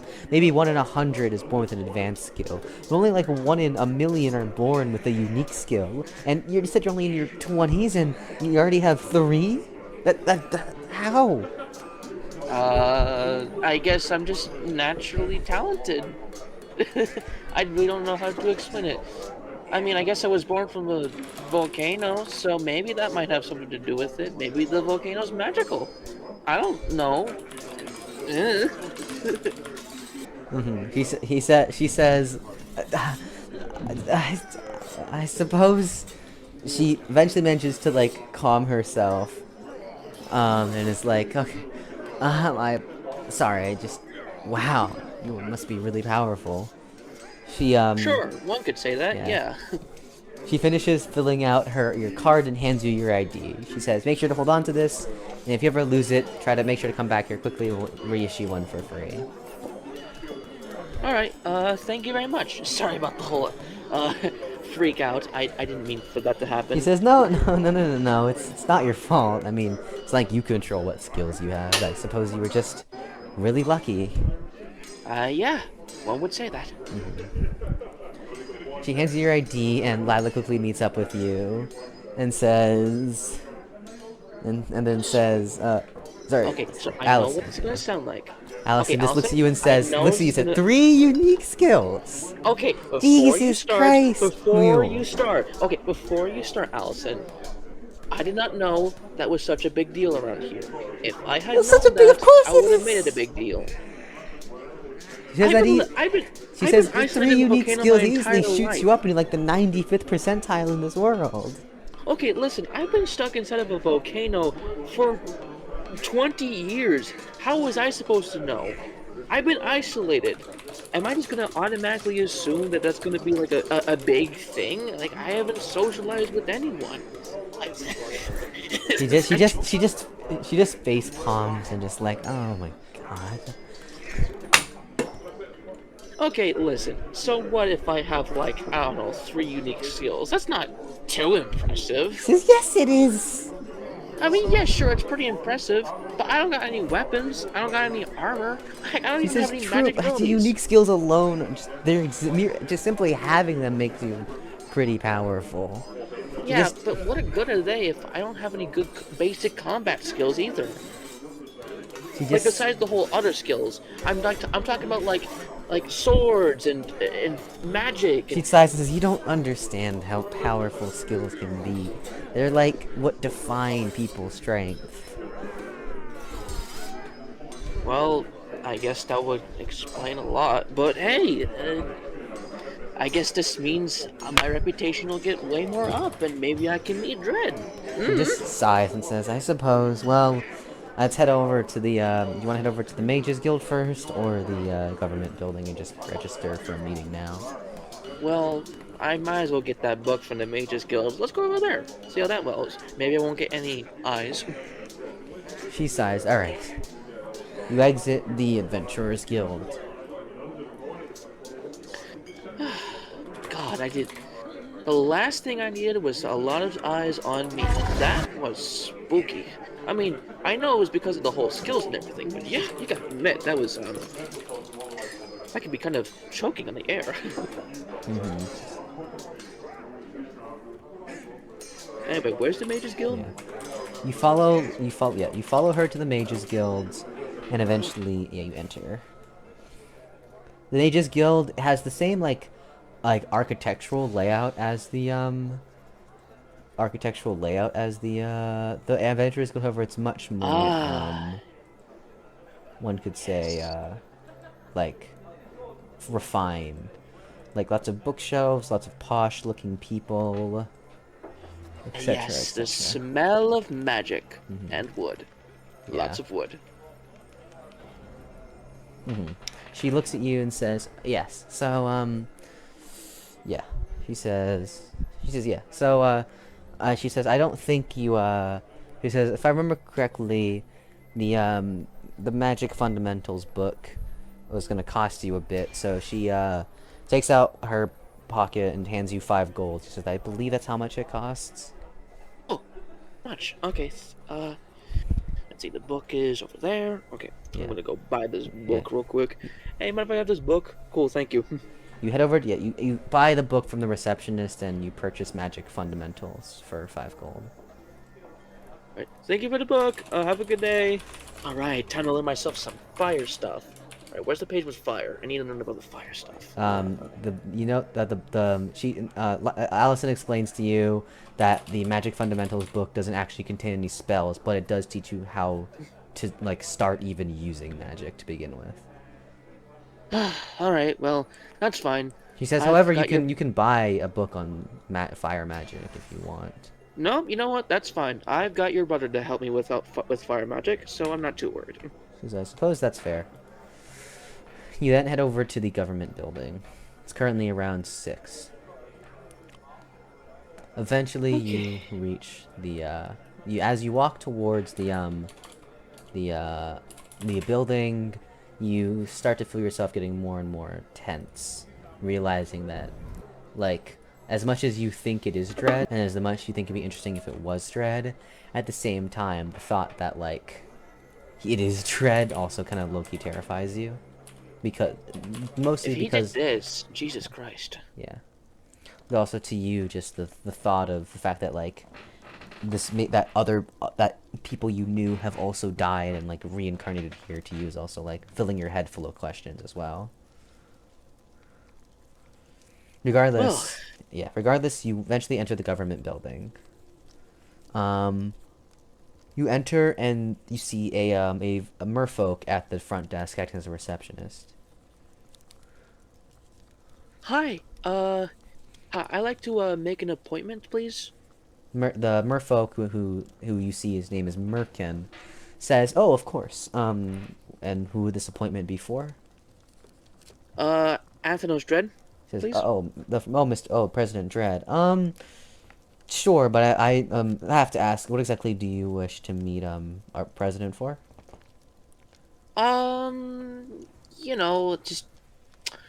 I simply just want to, like, meet with him because I'm a big fan, and, well, I just wanted to ask so many questions, get his side in the story and how he did all what he did.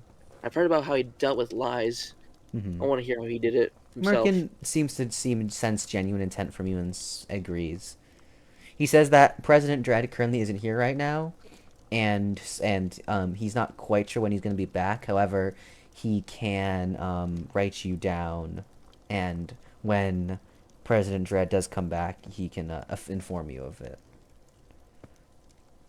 Yeah, thank you very much. He says, and can I get a name for this? Mule. M-U-L-E.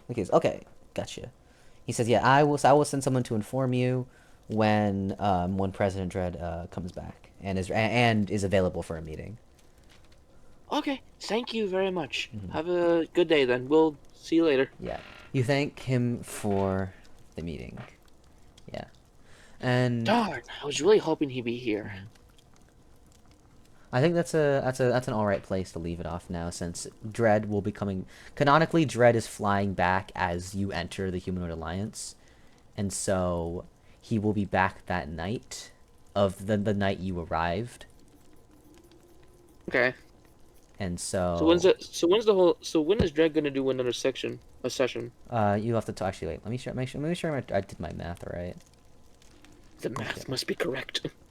Okay, so you slept. So you arrives. You slept once. Yeah, and then you arrive at the cathedral on the second day. I believe so. Yeah. Then you. That was a lot of fun, actually. I actually really enjoyed that. Human Alliance continues journey. Arrives in the Human Alliance in the morning.